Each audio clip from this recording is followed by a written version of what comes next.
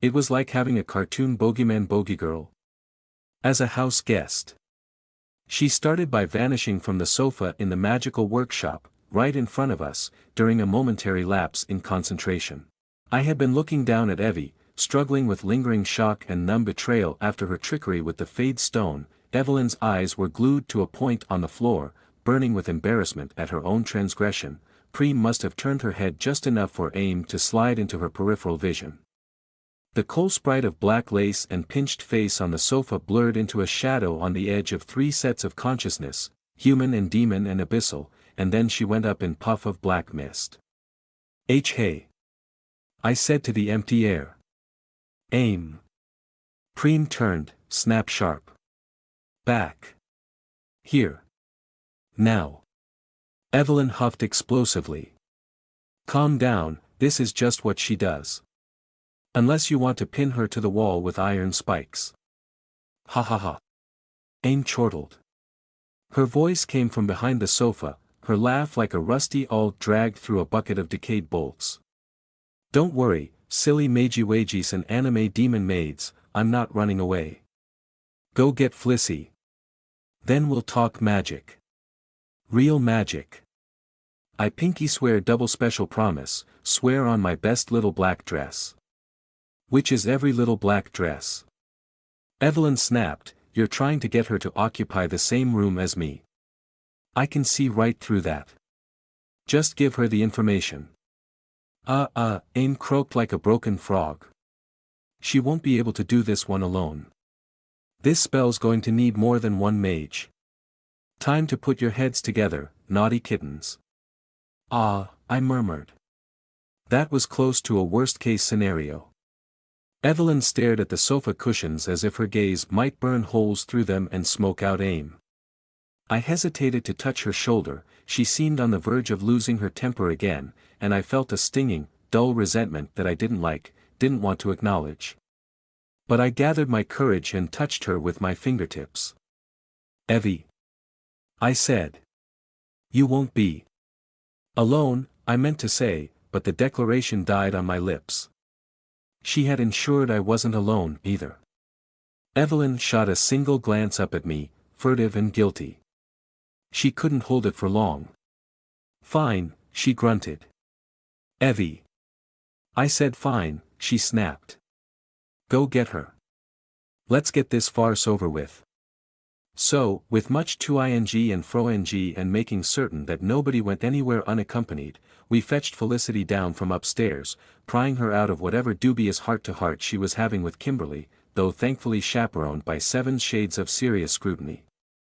This process meant leaving Prem and Evelyn alone together in the magical workshop, while Rain and I went upstairs to Kimberly's bedroom, with strict instructions to Lozzie and Tenny that they were to stay together, and a suggestion that Jing not wander around too much, at least not yet.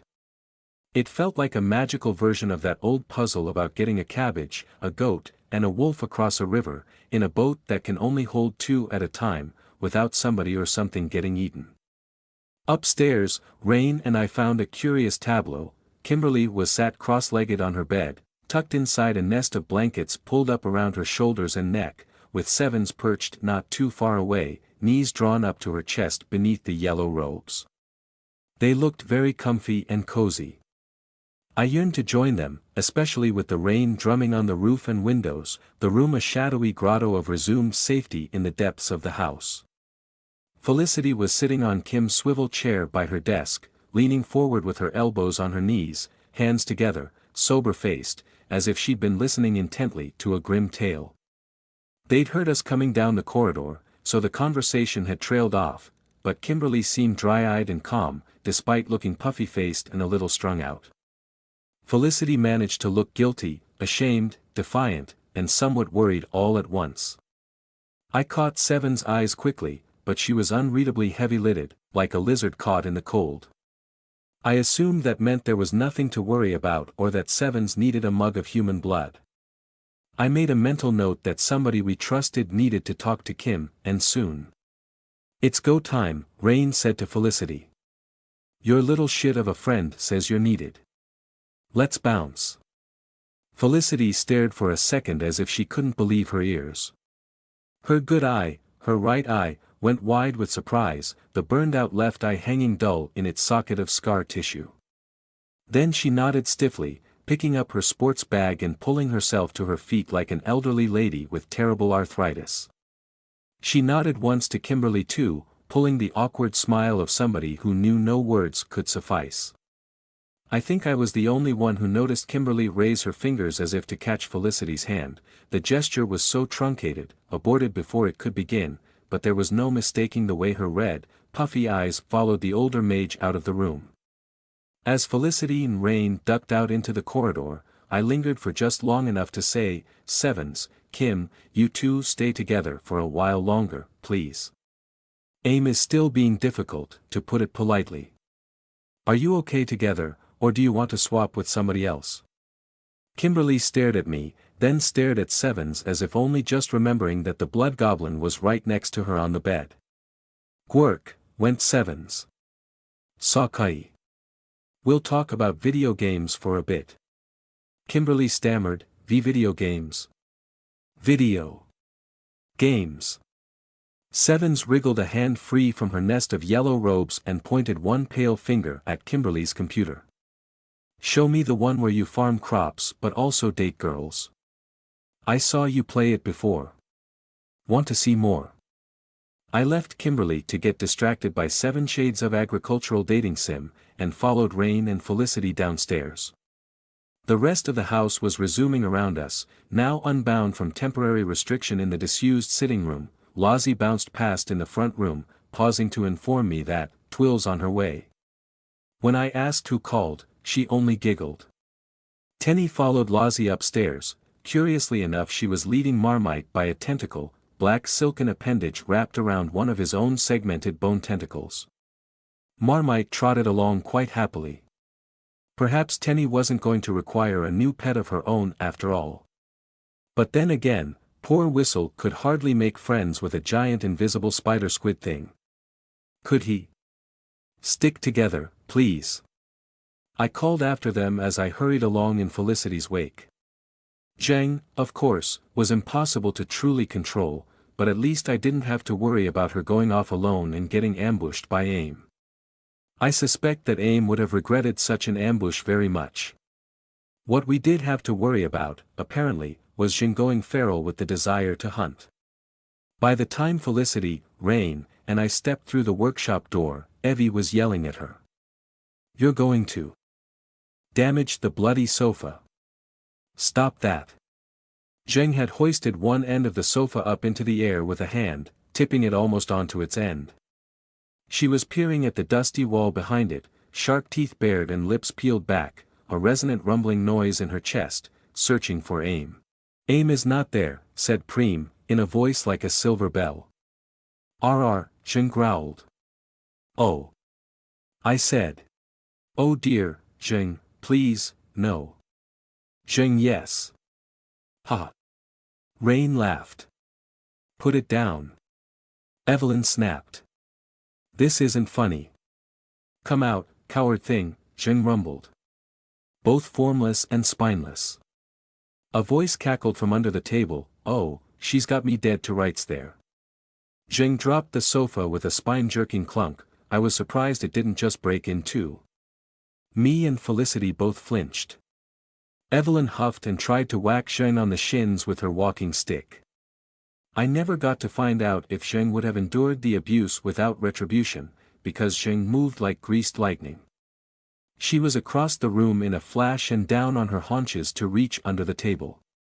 But her swiping hand and wide eyes found nothing. She growled in frustration and shot upright again, rumbling through her teeth as she turned in a slow circle.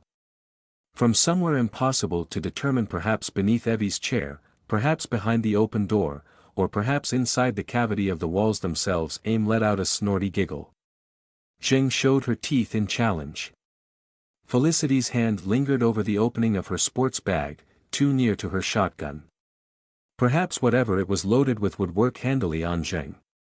The spider servitors looked very nonplussed by all this. The one crouched on the table hadn't moved an inch. I think they'd figured out how much of this was for show. I tooted. It's like a pair of cats who don't know each other's scent. Zheng, stop it, please. I know she's extremely annoying, but AIM has agreed to help us. At least wait until we're done. AIM giggled. But then I'm fair game. So scary. Zheng's eyes tracked something invisible, something moving behind a wall, a signal only she could hear. Hey, Rain said to Zheng, voice easy and soft in a way I hadn't expected. I don't blame you, but ease down, yeah. AIM, I said, stop winding her up. Maybe then she won't want to eat you. Zheng huffed, grunted, and stalked for the door, but then she stopped at the last second. One muscled reddish-brown arm whirled outward, a hook of fingers aimed straight for Felicity's face. I think I yelped, somebody did, anyway. Somebody else gasped in horror. Rain moved to grab Zheng's arm, but not quite fast enough. My tentacles whipped out too, about to drag Zheng off balance. We were all too slow, too off guard, too relaxed. But Zheng's killing blow slammed to a halt, half an inch from shattering the delicate bones of Felicity's jaw and skull. Arm held rock-solid still. Paused in the moment before murder, Zheng froze. She wasn't even looking at Felicity. She was watching a point on the far wall, waiting for her bluff to pay off. Evie was panting in shock, gone gray in the face. Preem placed a hand on her shoulder. Hey! Rain said, voice like a whip. She clapped her hands together twice. I jerked upright in obedience. Rain's voice was so full of command. Hey, both of you, down, right now. It was only then that I realized Felicity had drawn her sawn-off shotgun. If Zheng's strike had been for real, from that close, Felicity wouldn't have had time to drag the weapon out of the sports bag slung over her shoulder. But the quivering bluff had given her the moment she needed to wrench the gun free of its concealing towels, flick the safety off, and press the double muzzles of the shotgun right against Zheng's ribs, just below her armpit. Free of its improvised wrappings, the sawn-off was a dark viper of black metal and polished wood, well-oiled and properly cared for, a pure expression of mechanical violence. Felicity herself was gray with terror, eyes gone wide as saucers, taking shallow, panicked breaths through her nose. But her grip on the gun was rock solid, her index finger touching the trigger. Felicity, no. I snapped. I reached toward the shotgun with a tentacle, but I dared not risk jerking the weapon. Felicity's trigger finger was so very tight. I'm not moving until this demon host backs down, she said in a near incomprehensible half-mumble from her damaged mouth. Adrenaline and fear rendered her much harder to make out. Call her off. Call her off. Heather, call her off. Zheng, please, I said. But Zheng didn't move. She was like a hunting hound, utterly focused on AIM's potential appearance. I cleared my throat very gently. Tenny and Lozzie went upstairs. Preem agreed, it is no jest. Slowly, the mutual standoff disengaged. Zheng moved her hand forward, then dropped it away from Felicity's face, muscles rippling. Felicity removed her finger from the trigger and lowered the weapon. Zheng stepped away, still not bothering to even look at Felicity, or anybody else. Fliss clicked the safety on her gun. Coward, Zheng snorted. AIM giggled, apparently from inside the ceiling. I knew you weren't really going to punch Flissy's brains out through her neck. I can smell a bluff a mile away, even through all that muscle. You reek. Zheng pulled a face of utter disgust, then finally turned on her heel and stalked out of the magical workshop. A collective creak of tension passed through the rest of us. Felicity stowed her sawn-off shotgun back in her bag with shaking hands, a terrible tremor coming over her. Then she staggered over to the sofa and sat down without asking. Evelyn was taking several deep breaths, rubbing the bridge of her nose. Preem managed to look unruffled and perfect, but she stayed in physical contact with Evie, hands on shoulders. Rain clapped me on the back and asked me if I was all right. It took a moment for me to gather my wits and answer, nodding along, mouth bone dry, heart still racing. Zheng's aggressive stunt had served as a reminder of what we were dealing with here: monsters and mages, all of them very dangerous, regardless of pleasant words or amusing asides. This was still a very delicate situation, complete with armed self-defense and malignant demons. I wasn't the only one who had been reminded. Even as we all took a collective breath and gathered ourselves, Felicity and Evelyn found each other. Evelyn did not look angry. Felicity did not warrant a glare or a scowl or a sneer. Evie looked at the other mage as if she was an unidentified brown stain on a pair of underwear. Felicity couldn't return that look, not even with her burned-out eye. She placed her bag on the sofa, then stared at the floor, a woman quietly enduring exposure to deathly cold. "Okay, all right then," Rain said, stepping forward. She was braver than I, to step into atmosphere chillier than the interstellar void. She clapped her hands together. "We're all here now, no need to get off topic again. Aim, if you would take it away, please. Let's get this sorted out so we move on and get out of each other's hair, sooner rather than later." She shot a look at Felicity, dense with meaning, but Felicity was staring at the bare floorboards, a withered and dying plant before Evie's blank-faced hatred. To my surprise, Felicity said, "Yeah. Let's get this over with. I'll get out as soon as I can." She wet her lips and started to add, "I'm sorry." "Oh," Aim purred from behind the table, somewhere on the other side of the spider servitor, which scuttled back out of the way as if catching scent of a terrible predator. Oh, I am afraid this is going to take so much longer than that." Aim's pinched and pale little face rose on the other side of the table, framed by her long black hair, as if she had hidden by ducking down in the seat of a chair. Like a black and dripping mushroom, a skeletal stick festooned with sheets of lace, she popped up into one of the chairs on the other side of the table, planted her bony elbows on the wood, and decided to ignore us in favor of winking at the spider servitor.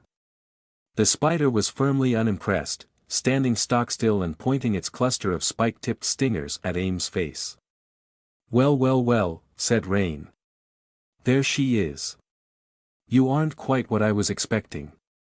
Aim made a kissy face at the spider. When she still didn't get a response, she sighed and shrugged and turned her attention toward Rain, answering with nothing but a little smile. "Be nice," said Preem. Aim winced, blinking as if she had received a face full of cold air. Felicity was frowning at Aim, mystified by something. She started to shake her head. "Aim? What's wrong, Flissy?" Aim purred. "Well, you're here. You don't usually nod in front of other people. What are you doing?" Aim smiled, toothy and girlish, and spoke in a voice made of hydrochloric acid. "Don't ask questions to which you don't want to know the answer." "How many times, Flissy?" Aim giggled, wiggling her fingers and toying with the loose black lace around her wrists. Felicity swallowed hard, holding Aim's gaze for a moment before dropping her eyes back to the floor. "Be nice," Preem repeated, "includes Miss Hackett." Aim flinched and stiffened, as if Preem's words had dropped an ice cube down the back of her dress. She hissed through her teeth, a sound like an angry Komodo dragon, then smiled an increasingly sour smile. "Enough with the comedy act," Evelyn snapped. "What do you mean this is going to take longer? What are you trying to pull now, Aim?" "Yes," I agreed. "That is a rather worrying statement." Aim made a faux innocent face, batting dark eyelashes and touching the fingertips of one hand to the middle of her chest. "Me? Play a trick? Never. I'm only supplying a personal estimate, based on prior experience. Why, if you and Felicity were to outstrip my expectations, I would be delighted." I cleared my throat and let my tentacles drift outward. Of all the people in the magical workshop, only Preem and Aim could see them unaided. The meaning could not be mistaken. "Aim," I said. "The longer this takes, the harder my ultimate task." Aim rolled her eyes so hard I swore it was beyond human norms. "Flissy, what did I tell you about this before?" Felicity took a moment to answer. She'd been staring at Evelyn, lost in a moment of undisguised fascination, the first time I'd ever seen her look directly at Evie without shame or pain or an apology on her lips. For a moment my skin crawled and my spine threatened to peel itself right out of my body. I assumed Felicity was taking the opportunity to stare because everybody's attention was glued to AIM. Perhaps Evelyn had been right about her all along. Perhaps we really should have ensured Felicity not ever step foot in this house again. But then I realized Felicity had only looked up at the words in Visus Oculus. Felicity murmured, gathering herself before anybody but me could notice her staring. She took a deep breath and spoke with more confidence, back in her element. AIM told me the original magic to conceal Tannenbaum House wasn't actually that complicated. Basic geometrical principles, the pentagram and the circle applied via the occlusion principles in Manus Cruenta. Felicity's left hand strayed to her sports bag. I saw Rain stiffen, but she relaxed again when Felicity just patted the canvas. I brought the book with me, in case we need to, she trailed off and shrugged. Well. You know. Evelyn sneered and said without looking at Felicity, you stole that from my mother's old collection. Felicity froze, open-mouthed. Why didn't? I didn't. I swear. I never stole from Loretta. I never. Not when she was alive, Evelyn muttered. Felicity rummaged in the sports bag with both hands, then pulled out a thick leather-bound book, brown and cracked with age, but not quite old enough to crumble from regular handling. With desperate eyes and a graying complexion, she held it out toward Evie in both hands. It's yours then, she said. Take it. Preem reached out and gently refused the book on Evie's behalf, pressing it back toward Felicity. Evelyn didn't even look. Rain pulled a mighty grimace and caught my eye. I felt just as trapped as she did. This was no place for non-mages right now. I felt like a wildlife documentary maker in the middle of a group of posturing predators. If it wasn't for Evelyn's need for support, I would have scuttled away. The fade stone still sat heavy in her lap, the lump of white quartz mocking me silently. I stared down at that instead. Evelyn sucked on her teeth and watched AIM. The coal-dust demon stared back, a little smile playing across her lips. They had made an agreement earlier, even if only in spirit, Evelyn was. To stop tormenting Felicity every time they spoke. That was half the price for the spell. AIM opened her lips with a wet click and a devious smile. For one horrible moment I thought she was going to demand Evelyn apologize to Felicity, right there in front of everybody. My tentacles twitched with protective affection, despite the sour feeling in my gut as I stared at the fade stone. That stupid little book, AIM said in a voice of acid melting through silver, is incomplete. And it lies. Sort of like me. She rolled her eyes upward in thought, then giggled. When Tannenbaum House was placed in its labyrinth, the grand old bastard used that book. I know, because I watched the whole thing happen. He couldn't conceal anything from me. Just like you, Flissy. Just like you. Felicity swallowed hard, suddenly very focused on AIM. But, she prompted. But. The first time, it didn't take. The labyrinth was born, but the house was not in it. He had to do the whole thing again, with a lot of blood, most of it his own but lots of it from elsewhere, all painted inside the house to make it correspond with the twisty turns of the place it was supposed to be hidden. Semadia, Evelyn murmured, her eyes alight with that familiar old magician look cold and hungry fascination. Then, unexpectedly, she laughed, a single hard bark. Don't think I get that one, said Rain, a wry grin on her lips. Me neither, I said awkwardly. I was feeling increasingly out of my depth. Semadia, Felicity echoed, frowning to herself. It's a Greek grimoire Byzantine, actually, not ancient on the magic of making places into signs and symbols, which then correspond to other places. And it's nonsense, Evelyn grunted at AIM, though she seemed oddly amused. Monk bullshit. Folk magic. Not real. AIM just shrugged, tiny shoulders beneath too many black layers. Evelyn drummed her fingers on the handle of her walking stick. Felicity clenched her hands together, lost somewhere inside her own head. So, Rain said after a moment. What now? We need to find a different book. Complete one fetch quest to unlock another fetch quest. I never liked that kind of thing. I'm thinking, Evelyn said. Went Felicity. Time for tea, said Preem. She didn't wait for acknowledgement, turning on her heel and marching into the kitchen, maid uniform swaying around her legs as she went. A moment later we could hear the gentle clink of mugs and the watery slosh of the kettle being filled. Neither Evie nor Felicity responded to that. Aim made a show of checking her flawless nails. Evelyn murmured, if Edward used the same method. Which is an assumption, Felicity said. Evelyn hissed softly and tossed her head sideways. Felicity added, but one we have to make. Question is how to reverse it. Felicity sighed. You'd need a magic circle that covers the entire countryside, the whole area where this house might be. I assume that's defined. Evelyn grunted. She still didn't look at Felicity. Made a map. It's on the table.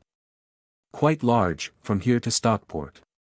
TCH, Felicity tooted. Do we even have the resources for that? Evelyn finally looked up at Felicity, as if coming out of a trance. Her eyes blazed with such disgust that for a second I thought she was going to reach over and hit the other mage with her walking stick. Rain actually stepped forward, to put her own body in the path of any violence. I crept one tentacle around Evie's side too, not quite touching. I had a sudden and vindictive urge to covertly snatch the fade stone out of her lap. But then Evelyn said, we do not have the resources. Correct. Felicity nodded, lowering her eyes again. Right. Right. Yes. But, Evelyn said, there may be another way. I have a copy of Samadia upstairs, in my study. We can work from that.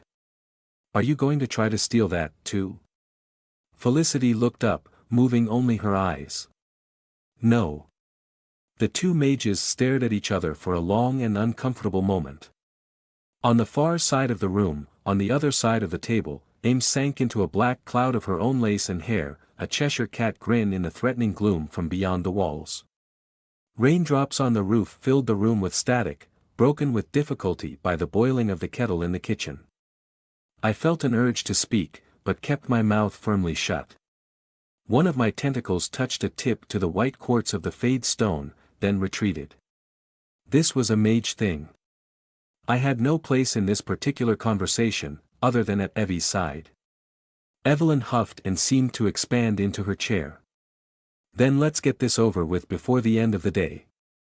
I hope you're still sharp, Felicity, because I have no use for you otherwise. Magic talk made me feel like a third wheel. Perhaps fifth wheel or seventh wheel would be more accurate, with the number of people who spent that afternoon in the warm cocoon of the magical workshop, poring over ancient tomes, sketching magical designs, debating how best to perform a large-scale, long-distance, low-signal magical work which nobody had ever attempted before, or just listening to Felicity and Evelyn doing all that, to the background of the storm drizzling on outdoors. At first there was simply no question of leaving them alone.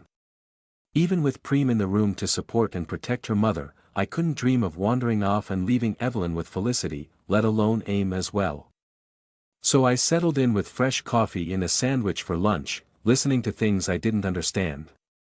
Preem bustled about making sure Evelyn ate something. Rain set up camp too, with a handheld game console and her headphones. Felicity and Evelyn planned real magic on that table, the kind which made my eyes ache to look at. They debated how to proceed, how to crack an existing spell. Evelyn filled page after page with rough magic circles, suggestions of designs to unravel the knot and break the field at a predetermined weak point, because it must have one. Felicity made notes on the ordnance survey map, the same one we'd used to figure out Nicole's route during her magical fugue state, when she may have visited Edward's house. When they spoke, they stuck to the problem, which was a relief. Closer to Stockport would be better, require a smaller circle, Felicity said. Nonsense, Evelyn snapped. It makes no difference. We may as well do it in the woods. Besides, how would we conceal it? We're going to be using a lot of blood. Felicity frowned at the map. Where are we going to get that? A butcher's. We're not carting a live bull out there. It has to be male. A bull, not a cow. Not mixed blood. As I said. A butcher's. Or Zhang, I offered, but neither of them were really listening. The spider servitor who had been crouched on the table had to scoot all the way to the end, then clamber down onto the floor. Maps and notes and half-scribbled designs proliferated across the tabletop, spiraling outward. Despite the massive size of the old oaken table, Felicity and Evie sat very far apart, with plenty of room between them, well beyond arm's reach. Evelyn kept her bone wand right in her lap, like a loaded gun ready to threaten with. Felicity left her concealed shotgun in the bag on the sofa.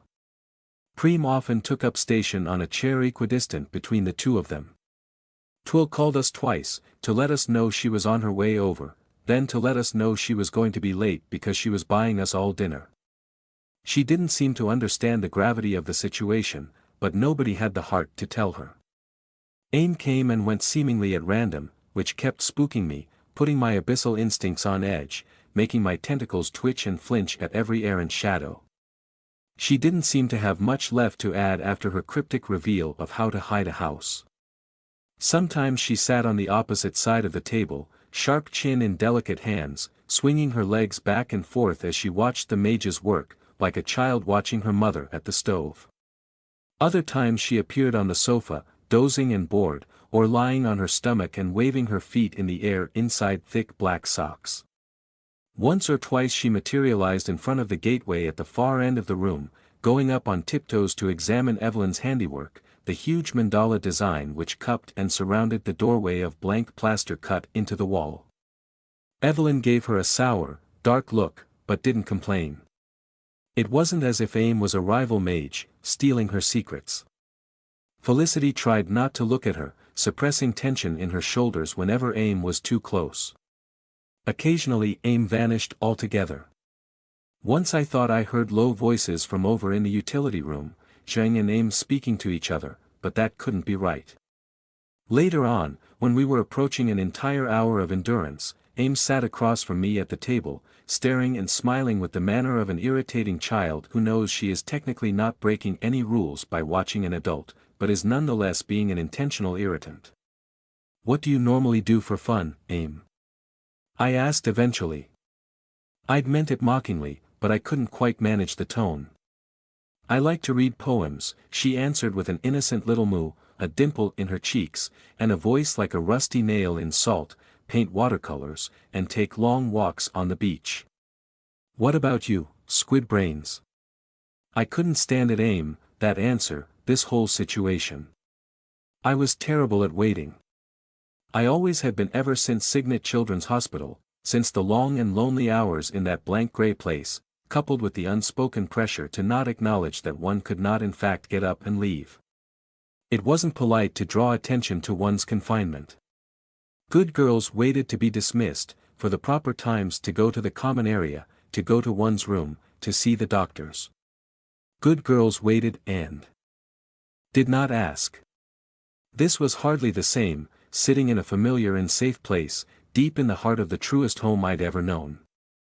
But I was antsy and uncomfortable, and the situation was degenerating.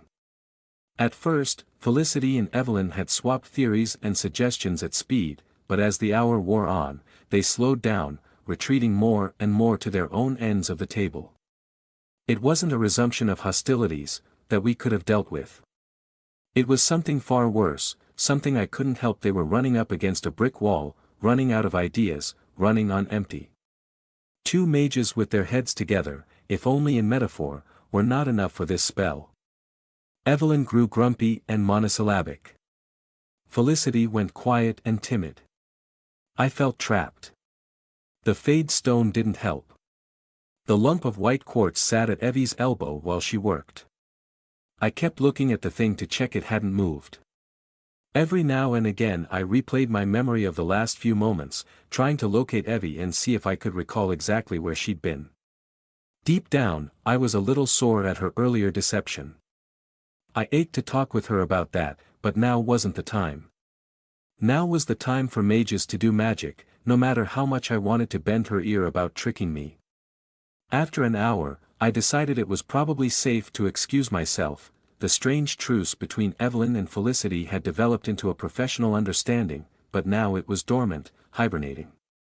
They were clearly getting nowhere, and it didn't take a mage to see that. "I'm just going to head upstairs and check on people," I said, clearing my throat as I stood. Rain tipped her headphones off her ears. "You okay by yourself?" I glanced at Aim. She was sitting on the sofa with a comic book spread out across her black-clad knees, watching me in return. "Yes," I said. "Aim can follow me if she wants. And if you do," I thought, "we can have another little chat without Evie." Rain nodded and shot me a wink. "I'll stick around with this lot for now, then. Call if you need me." "Safe travels," said Preem. "I'm only going upstairs for a bit," I said. "It's not like I'm going outside." Aim said nothing. She watched me leave. As soon as I was out of sight and beyond earshot, a wave of cringing relief crept over me. Standing in the front room, before the stairs, I blew out a big sigh and flexed all my tentacles, rolled my shoulders, and wiggled my arms as if I'd been confined in a straitjacket for several hours. The magical workshop was currently the single most socially awkward situation I'd ever experienced.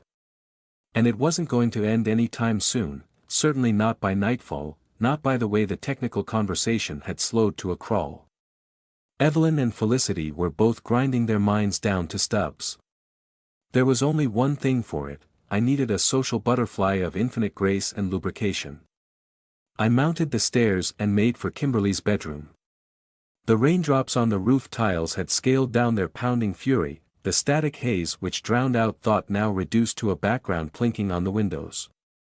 Wind had returned, churning the clouds over Sherrowford so they no longer dumped weeks' worth of rain directly onto the city.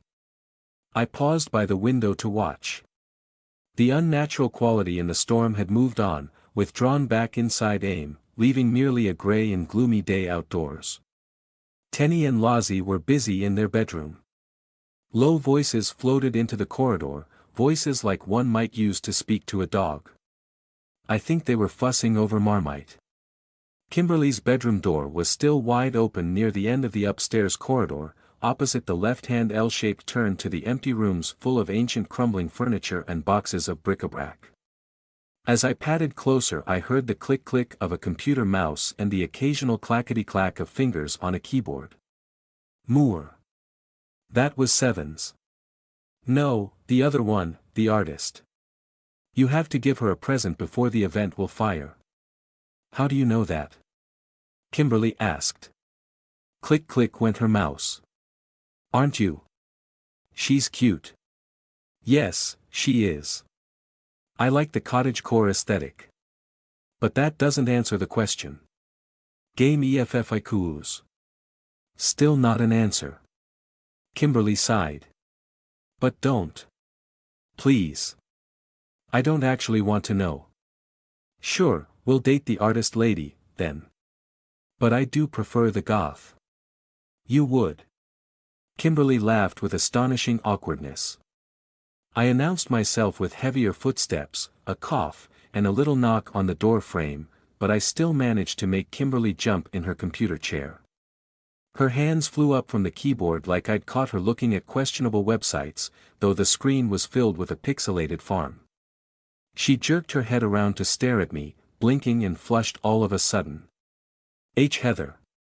Hello, hi, yes. It's only me. Sorry, Kim.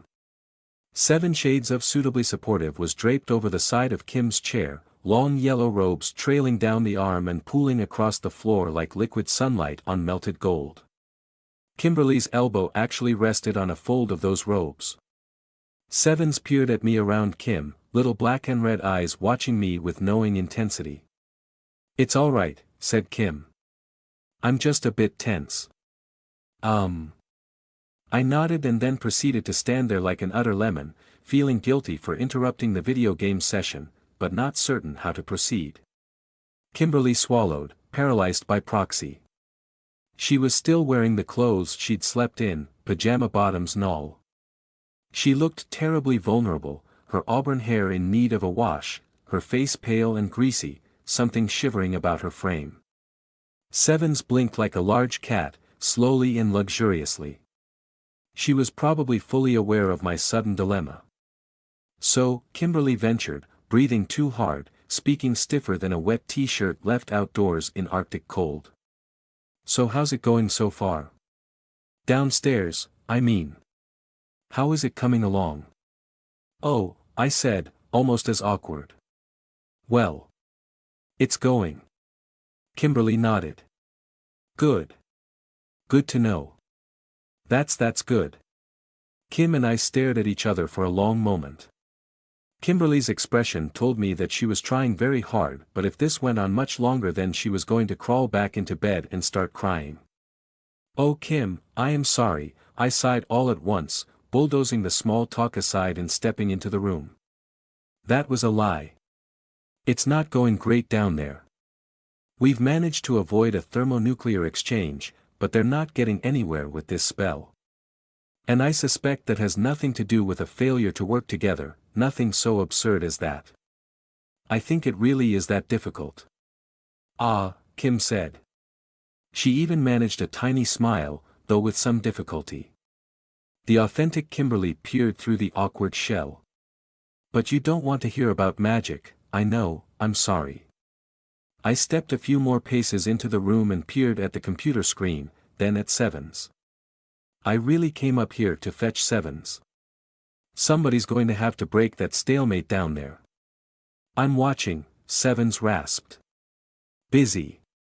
We're not busy, Kimberly hurried to add. I can pause the game. She swiveled back and hit the escape key. A menu obscured the pixel art farm. See? Paused. If you need Sevens. She glanced at 7 Shades of Petite Vampire, still a little perturbed. Sevens clacked her teeth twice. Oddly enough, that did make Kimberly jump. Aim might come back to bully you again. I'm not going anywhere. Kimberly pulled a terribly self-conscious smile, looking anywhere but at me or Sevens. That's very kind of you, Sevens, I said. Kind schmind, she gurgled. It's purpose. Kim, I said, and something in my tone made her flinch. I held up a hand, trying to smile. It's okay, you've done nothing wrong. I just wanted to ask how you're feeling, after all that mess earlier. Kimberly looked surprised. Oh. She shrugged, bony shoulders moving beneath her pajama top. Normal, I suppose. Talking with Felicity helped. Ah, I said before I could stop myself. Kimberly went stiff. Ah. I spread my hands in helpless exasperation. Felicity is of unknown quality. Kim frowned at me and I deserved it. That was one of the most tortured pieces of phraseological evasion I'd ever uttered. I sighed and rubbed the bridge of my nose.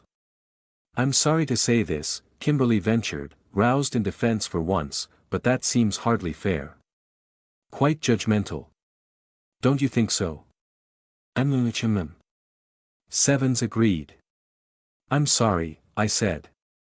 It's just hard to know what to believe about her, considering the things Evelyn has said in the past. And then she uses the whole mess earlier to get in here, and then when you're in a crisis she manages to get you to talk to her, and her alone. It's a bit worrying, Kim. That's all. I didn't mean she's low quality, or some equally weird judgment. Seven said, you're so bad at this. Oh, thank you. I laughed without humor. Kimberly looked incredibly awkward, like she wanted to curl up inside her pajamas and pretend she wasn't there. I didn't blame her. Her eyes strayed back to the computer screen as if longing to dive into the video game again. Look, Kim, I said, you don't have to tell anybody else what Ames said to you, or what you and Felicity spoke about. But it's only right that I let you know about Felicity, in case she's a mage. Kimberly didn't look at me. Her voice was thin and tired. I really don't need the details. Raindrops on the window filled a moment of silence. Sevens bumped her head against Kim's shoulder, like a cat, then disengaged from the chair and clambered onto the bed, curling up amid the sheets in her yellow robes. I noticed the 3 hand-rolled cigarettes on Kimberly's desk. "No, I suppose you don't," I said. Kimberly smiled without joy. She understood, though. Between Evelyn and Felicity maybe mages aren't. I don't. No. Understood what? I asked softly. Kimberly looked up at me at last, eyes sad and exhausted, still ringed with red from crying earlier. She looked very small and frail in her computer chair, something unwell and diseased in her complexion. An episode triggered by AIM. I suddenly wanted to throttle the Coalsprite demon with a tentacle. She'd played the fool and the trickster downstairs, but up here she'd tormented a woman who suffered from post-traumatic stress disorder. She had no excuse. "You don't have to tell me," I said quickly. "But you should talk to somebody other than Felicity, as well. Maybe one of your friends from the coven. Or maybe Sevens here." I winced at that. What a suggestion. Or Tenny. "No, Tenny's a child, I'm sorry. I'm talking nonsense." Kimberly gestured at the bed. "Do you want to sit down?" Surprised, I nodded, then perched on the end of the bed. Sevens shuffled over and put her head in my lap, suddenly warm as sun-heated fabric. I raked my fingers through her black hair. Kimberly just watched. "Felicity didn't say anything bad," she said after a moment, in a very small voice. "I know you don't think I'm very good at looking after myself, but I know an abuser when I smell one." I winced. "That's exactly what I'm worried about." "You're easily exploited, Kim." "Am I?" It wasn't a real question. Kimberly looked so defeated. I said, "We just don't know if Felicity is what she appears to be." She understood. "She knows what it feels like." That's all we talked about. I wouldn't mind talking with her more. "I'm sorry, Heather, I just can't bring myself to care what she might have done. I know the sort of things she might have done, she's a mage." "I know, okay. But she made me feel less alone, in a single half-hour conversation." Kimberly's voice grew thick with emotion. She had to turn away and pluck a tissue from the box next to the computer. She blew her nose. Sevens reached out and touched her knee with a fold of yellow robe. "I'm sorry," I said. "None of us are very good friends to you." "Not true," Kim said from behind the tissue. "Tenny is lovely. But you said it too, she's a child." "You're not freaked out by Tenny?" Kim shook her head. "No. I just assumed you would be. You want to get away from all this, don't you?" Kim blinked at me. "Tenny's great. She's healthy and happy. She's curious and clever and all that other stuff that clever kids are. She's not a dead body. A magical symbol. A zombie. A bloody surprise wake-up call from a demon looming over my bed." Kimberly swallowed hard again, hunching up in her chair. "I'm sorry that we forgot to warn you, there's really no excuse. Everybody just forgot this was your morning off." Kimberly shrugged. "It's okay." "No, it's not okay," I said. "Whatever you say." I straightened up and stopped stroking Seven's head. I was only making this worse for Kimberly. "Well, Kim, like I said, you should talk to at least one other person about what Ames said to you, about whatever you talked to Felicity about, just in case. She told me there's no escape." I froze. Kimberly looked at the crumpled tissue in her hands. Sevens went very still in my lap. Kimberly carried on after a moment's silence. "Aim, when she appeared over my bed she said, 'There's no escape once you're in.' And I knew exactly what she meant. I was half asleep and I knew exactly what those words meant. And they went through me. Magic? I murmured. Kimberly nodded. Once you're in the know. There's no going back, Kimberly finished. She said it very matter-of-fact, with a tinge of ironic humor in her tone. When she perched on my shoulders in front of everybody else, she whispered the same thing, pretty much. Just in more detail. No matter how long I last, the knowledge will always be there. I could make it 5 years, 10 years, 20 years, and it'll be there, always waiting. You can't unknow things. You don't have to be involved, I said. Today was my fault, a mistake, nothing more. I'm already involved, just by being alive. There's always the chance I rationalize something, I take another step forward, because I'm in so deep that I may as well keep going. Because I can never go back. I am in blood stepped in so far, that, should I wade no more, returning were as tedious as go over. Kimberly smiled, thin and unhappy, without looking up. Shakespeare, right? Macbeth, yes, I said. Sad play. That's one way of putting it. Kimberly shook her head, still staring at that tissue in her hands, as if the crumpled lines might hide a revelation. I work in a flower shop, I smoke too much cannabis, and I play video games. That's my life now. Enduring the knowledge. She sighed. I'm greasy and ugly and broken. In desperation, I said. You know Nicole likes you, yes? Kimberly looked up in shock, as if I'd just told her that Jing wanted to kiss her. The police officer? She's a private detective now. She quit the police. Still, Kimberly squeaked. Well. Sorry. I was trying to illustrate a point. You're not a goblin or something, Kim. And it would be okay if you were. Hey, Sevens gurgled. Figure of speech, I said. Sorry. My point is that Kim isn't broken or wrong somehow. Or ugly. Certainly not. Still, Kimberly repeated. But thanks, I think. You deserve better, I said. Kimberly laughed a very sad laugh. Better? Better what? What am I even good for, Heather? You don't have to be good for anything except yourself, Kim. I mean it. I've got talent, she said. Those words were so barren and desolate. Did you know that? I've got magical talent. It's why the cult used me. Back when you got me out, when I was first free, I avoided thinking about it at all. But recently I've been able to understand a little better. Talent? In what way? They had you raising corpses, putting demons in corpses. Procedural talent. Kimberly sighed sadly. I think that's the best way to put it. Most mages are self-taught Renaissance types, genius inventors. Everybody wants to be Dr. Frankenstein. The mad scientist making new discoveries. Nobody wants to spend hours fixing a magic circle, figuring out how to fit gold to result, unpicking sigils and welding them back together. Practical results. That's my talent.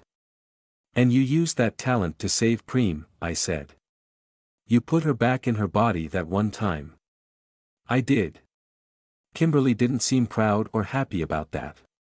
Did Preem ever thank you? I asked. She did. Made me dinner. Oh. Was it good? Vegetable curry. Preem's cooking is always good. Raindrops spattered against the window. Kimberly's computer hummed away below her desk, casting rainbow light up the wall. Sevens purred in my lap, eyes closed as I slowly scratched the back of her neck. And I had no idea what to say, no idea how to help, except to listen. Kimberly was in a position unlike anybody else I knew, lost in trauma and dislocated from her own sense of self, of purpose, of meaning. Maybe Sevens was the right person to speak with her. You didn't make a choice to get involved, I said eventually. You can make a choice to not be involved anymore. None of us choose to be born. My turn to smile awkwardly. My goodness, Kimberly could be morbid sometimes. I even felt Seven's grimace in my lap. What possible answer could anybody have to that? Ow, said a voice like rusty spoons dragged across bathtub mold. Ow, ow, ow. A twist of black lace rose up from within the cold abandoned nest of blankets on the bed. Aim unfolded as if she'd been hiding under the covers, throwing both stick-like legs over the edge of the bed, grimacing at Kimberly, who was staring back in frozen shock. No, I snapped. Go away. Aim, leave. Right now. Ow. Aim said to Kim. Oh, you are just absolutely down there. What is this emo trash? Sevens had gone very stiff and very still in my lap, like a cat preparing to pounce.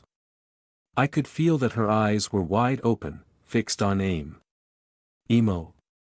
Kimberly echoed, barely able to form the word. Aim let out a sigh, which sounded like a broken machine trying to gut her back to life. She gestured with one little hand held flat.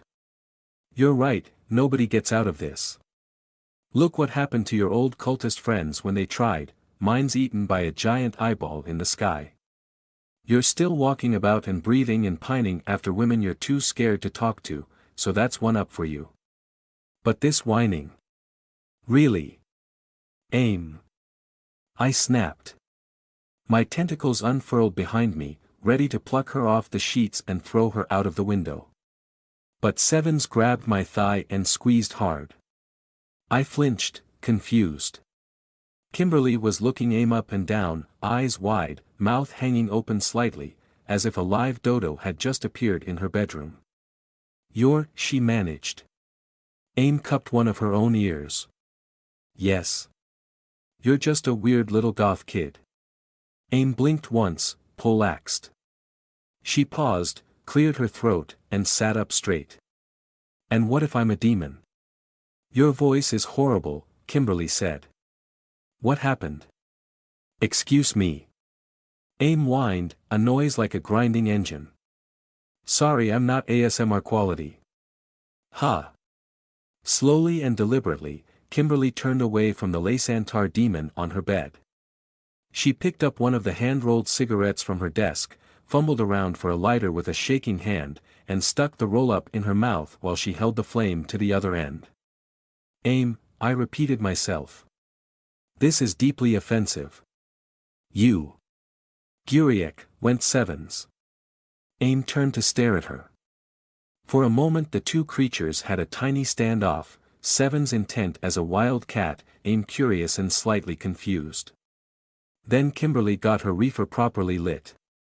She filled her lungs with a deep intake of breath, lowered the smoldering cannabis cigarette and blew a plume of smoke right into Aim's face. What IPFT? Aim flapped her hands. In front of her face, screwing up her delicate nose and eyes, recoiling in shock. It was, with the exception of stabbing Twill in the hand, the bravest thing I'd ever seen Kimberly do.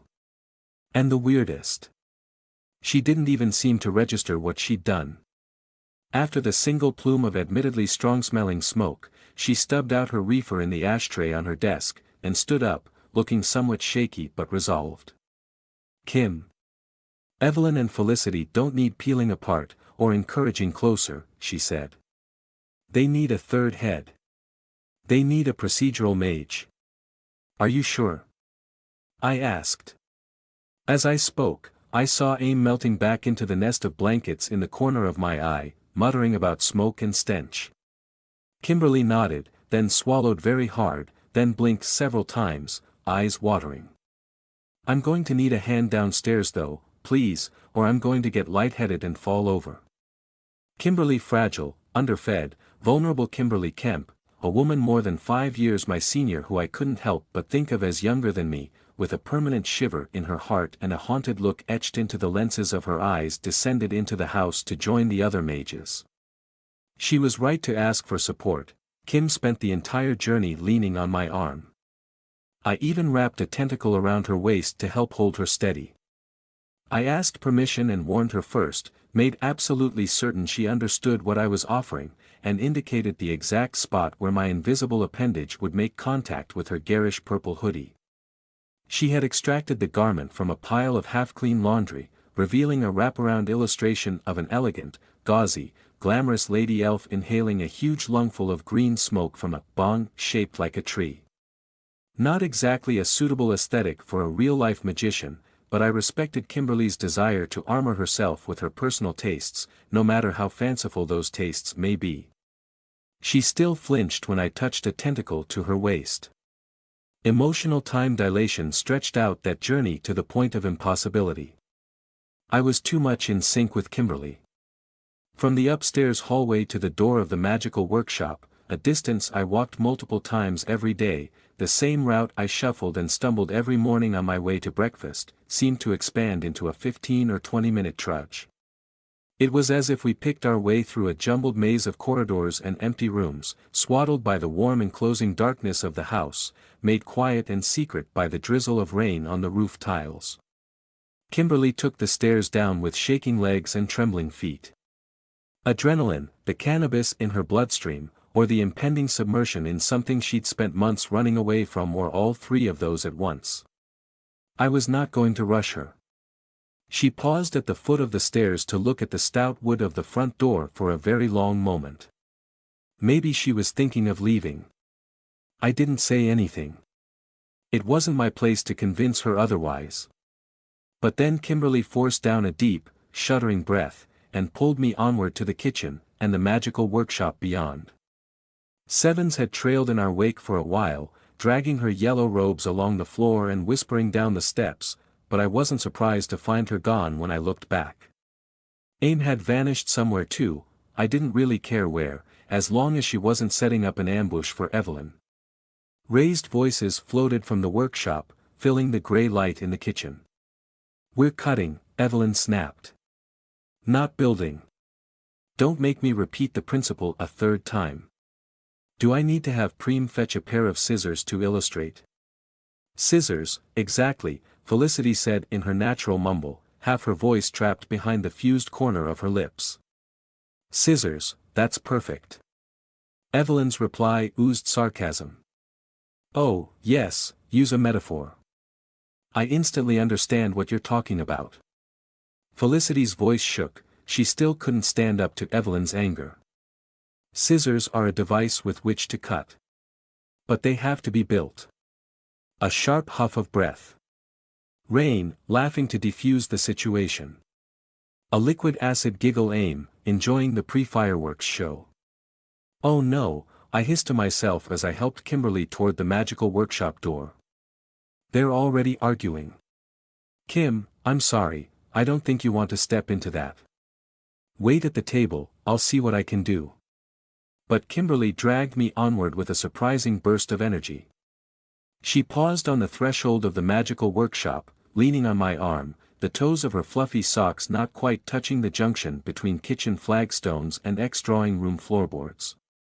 The argument on the other side of the threshold died, like a small animal shocked by the arrival of monsoon rains. 3 pairs of eyes turned toward Kimberly in surprise. Evelyn, Felicity, and Rain. Preem stared at nothing. Rain met my eyes with a silent question. I shook my head ever so slightly, willing her not to intervene. Aim deliquesced into a glob of darkness which swallowed itself, leaving nothing behind.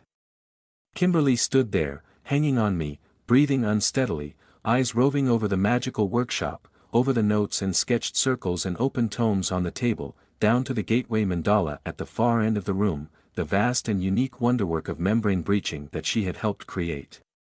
She hadn't been in the workshop since then. Evelyn spoke with a gentleness which surprised me. "Kimberly. Are you lost?" Felicity cleared her throat. Yeah. Kim. I thought you." Evelyn shot Felicity a dark stab of the eyes, but for once Felicity didn't seem to care. Kimberly mattered more. Kim swallowed so hard I thought she would choke on her own saliva. Her arm tightened on mine, a woman wrapping herself around a piece of driftwood in a storm. She murmured so softly that I suspected even I wasn't meant to hear. Oh, I need another hit. I need to be baked out of my mind for this. I whispered back. I can go fetch your spliff for you, if you want. Kimberly couldn't have looked more embarrassed if I'd offered to wipe her bottom for her. I blushed too, in empathetic horror. She shook her head. No, not you, Heather. Please don't.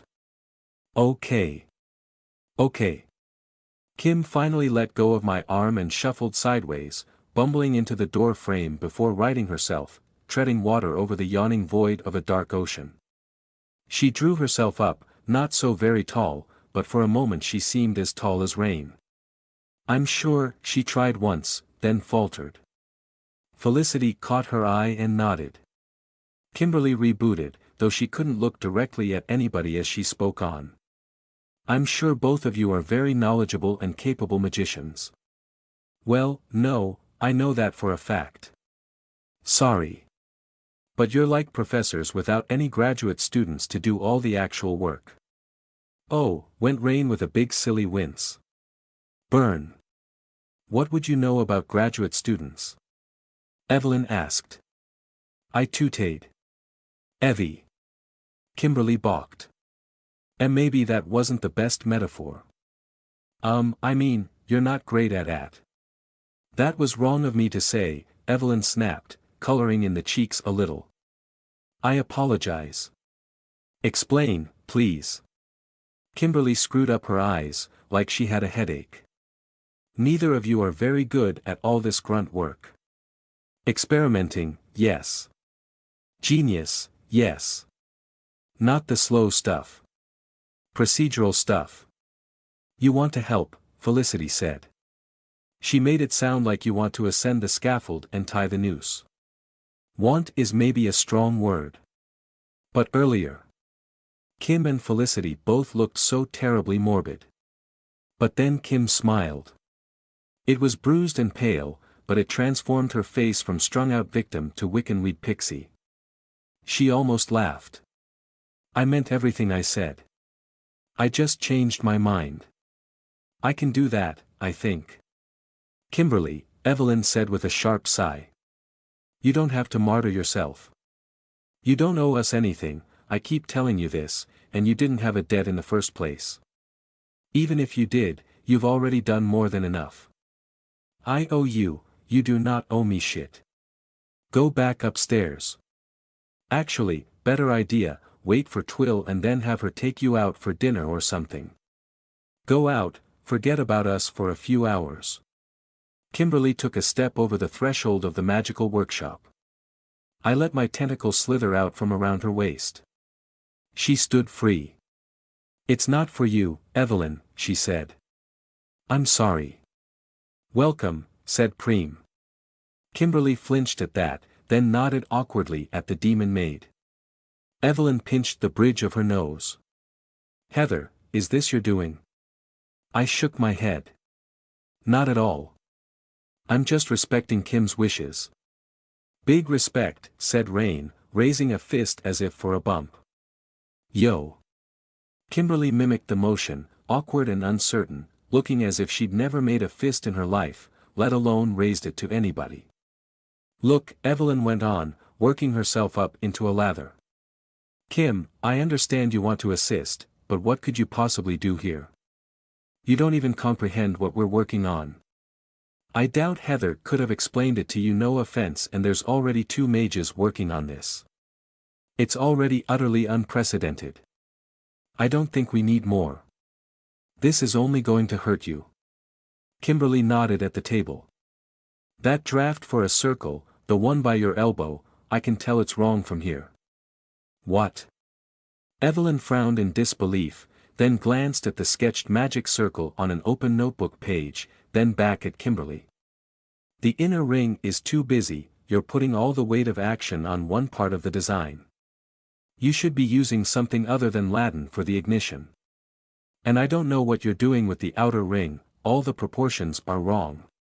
The letters are too far apart. If you're trying to cut another spell, like you said, then you're cutting with a blunt spoon. Kimberly let out a weird little laugh. Makes a poor knife. I had no idea what Kimberly was talking about. The magic circle at Evie's elbow meant less than nothing to me. I could barely look at any of the designs scattered across the table without a spike of pain going through my optic nerve and into the back of my skull. But Kimberly spoke with the most confidence I'd heard from her in months. She didn't waver or stutter. She just rattled it off. Evelyn frowned at the circle. Felicity turned her head to Judge 2, and said, "She's right. I think. I don't know enough about the construction principles, only the underlyings, but, well, she's got a point." "That," Evelyn said, somewhat tense, "is why we're refining." "It's why you're stuck," Kim said. Then she seemed to remember who she was and who she was speaking to. Sorry, I don't mean to criticize." "Critique is growth," said Preem. Rain nodded sagely. Felicity sighed and nodded too. Evelyn cleared her throat and looked horribly embarrassed for a moment. She still wouldn't meet my eyes, and now she couldn't look at Kimberly either. "You don't even know what this spell is for, Kim. You don't want to be involved in this, trust me. You can hardly help refine it if you don't know the purpose." "We could tell her," Rain suggested. "Do I want to know?" Kimberly asked, resigned and beaten down. I longed to step forward and give the poor woman a hug, but this was her choice and her courage. I dared not undermine that. Evelyn turned cold and hard. "This spell is intended to break the concealment on the hidden home of Edward Lilburn. Once that is achieved, we're going to either kill him, or drive him off, then steal back the book we need, to complete the magic to hide us from the eye." Kimberly froze, then swallowed dry. I reached out for her hand, but held off, embarrassed, uncertain. Ultimately it was my sake that all this was happening, even if Kim was taking this step for her own motivations. "See?" Evelyn said, gone gentle again. "You don't want to know. Go back upstairs and—" I only needed to know the first part. Kimberly walked over to the table, legs wobbling only a little bit. She fell down into a chair and looked like she wanted to pass out, then dragged the unfinished circles toward her. "I'd rather not think about the rest. All I need is the mechanical purpose." Rain chuckled, then said in a sing-song voice, "Once the rockets are up, who cares where they come down?" Evelyn turned her head like a stone statue come to life and gave Rain a look that could have frozen a lava flow. Rain actually paused mid-grin. Rain laughed in embarrassment and put her hands up. "Didn't mean it like that, hey. You of all people should know better. Moron." Rain pulled a goofy grimace and bowed to Kimberly. "My apologies, oh, glorious and gossamer magical one. Instead I shall compare thee to a fairy mistress, gracing us from the forest realm. Such a visitation. Such ephemeral delights. How may we serve?" Kimberly went terribly red in the face. Felicity stayed carefully composed, because like me she could follow what Rain was really doing. Evelyn huffed and swiped at Rain's shins with her walking stick, a blow that was easily dodged. Rain had made a stupid, vaguely offensive comparison on purpose. Now the mages had a mutual foe, Evelyn's ire had been redirected, and Kimberly was more focused on being compared with a fairy than on the magic she was about to subject herself to. As Rain laughed and hopped out of the room, I grabbed her in a quick hug. She was too good at this. Even in a room full of mages and magic, working on a problem that neither of us could even begin to grasp, she knew exactly the right thing to say. "Well done," I whispered in her ear. She winked, kissed me on the forehead, and went to make more tea. The mages got down to work. I'd seen Evelyn working on magic before, plenty of times, from improvised blood horrors to the grueling process of research, the mental strain of grappling with principles smuggled from outside, cutting oneself on the sharp hidden edges of reality-denying knowledge, exhausted in ways the human mind was not meant to approach. I'd even seen her and Kimberly briefly work together once, to finish the first iteration of the gateway to outside. They had shared the burden, spread the load, made it easier on both of them. But this triumvirate of magecraft was a transformation, more than simply 3 being a bigger number than 2. It was obvious even as little as 20 minutes later. Evelyn, Felicity, and Kimberly became greater than the sum of their parts. One might not have noticed it if one wasn't intimately familiar with at least one of the participants. A casual observer might have assumed that these 3 had known each other for years, a well-oiled intellectual machine, swapping hypotheses and designs and additions at high speed, discarding ideas that didn't work, reusing each other's suggestions without a second thought.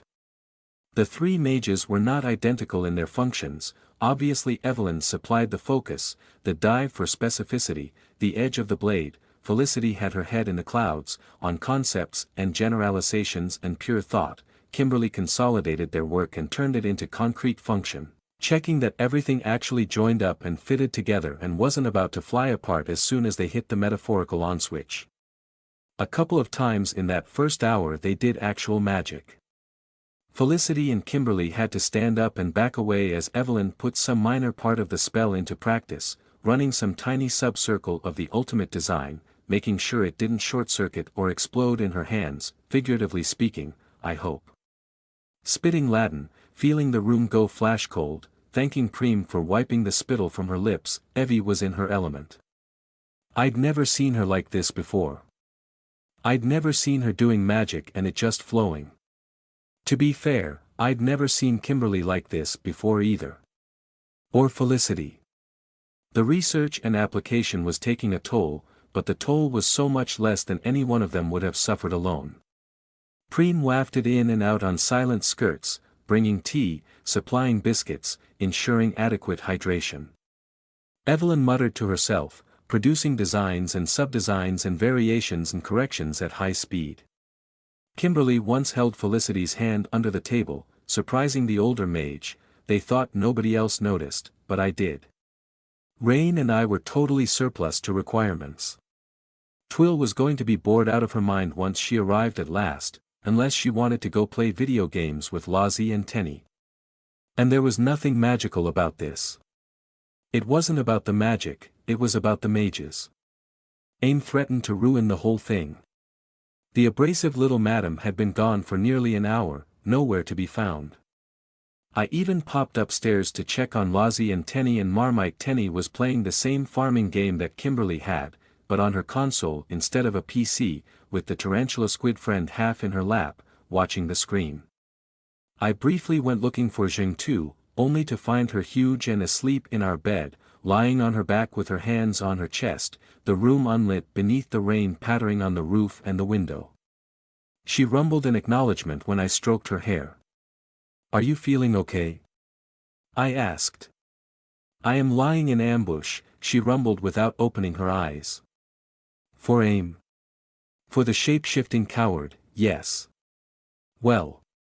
Good luck, I suppose. Love you. Shaman." AIM returned like a blotch of black mold growing on the fabric of reality, secret and hidden until it was too wet and deep-rooted to scrub out. Kimberly was in the middle of offering an opinion on a diagram of a circle, too slender. The connections are all too slender. You're putting too much strain on the mind of the mage casting this yourself, Evelyn, I'm sorry. You'll lose a pint of blood, for what? Double it, strengthen the core. I suppose, Evelyn grumbled, sour and quiet. I could take it if I had to, I could deal with that. We should really try not to draw this out too moo.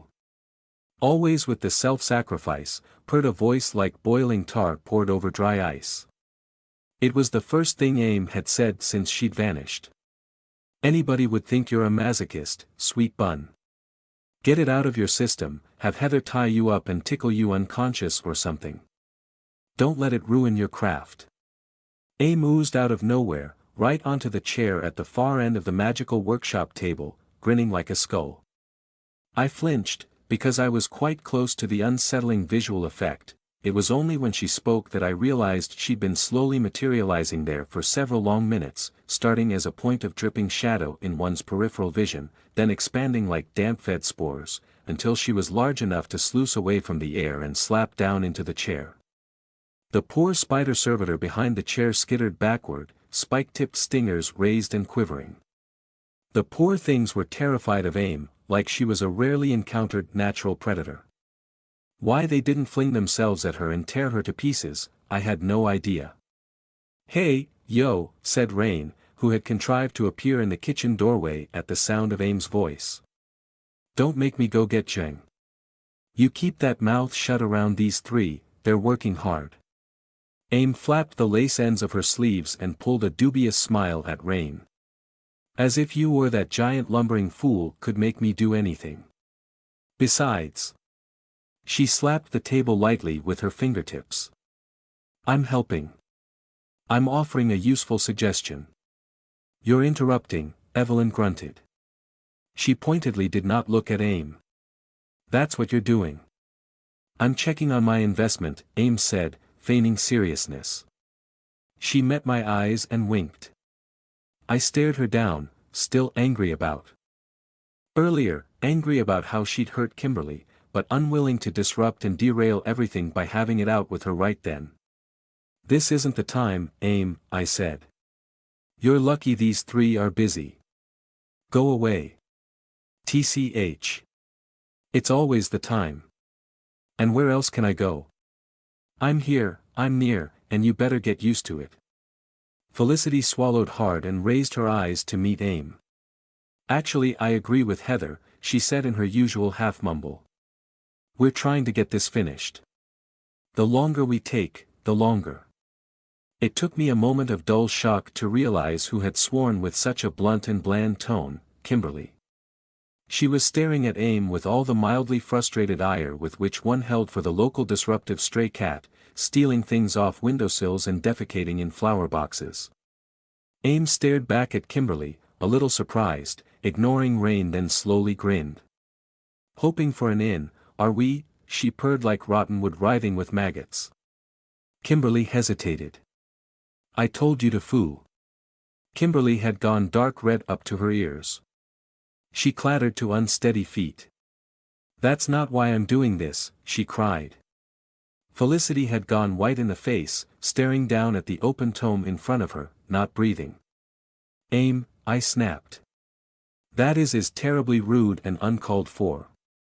"Bad girl," Preem said, taking a step forward, but unlike previously, Aim only flinched a little, without slowing down.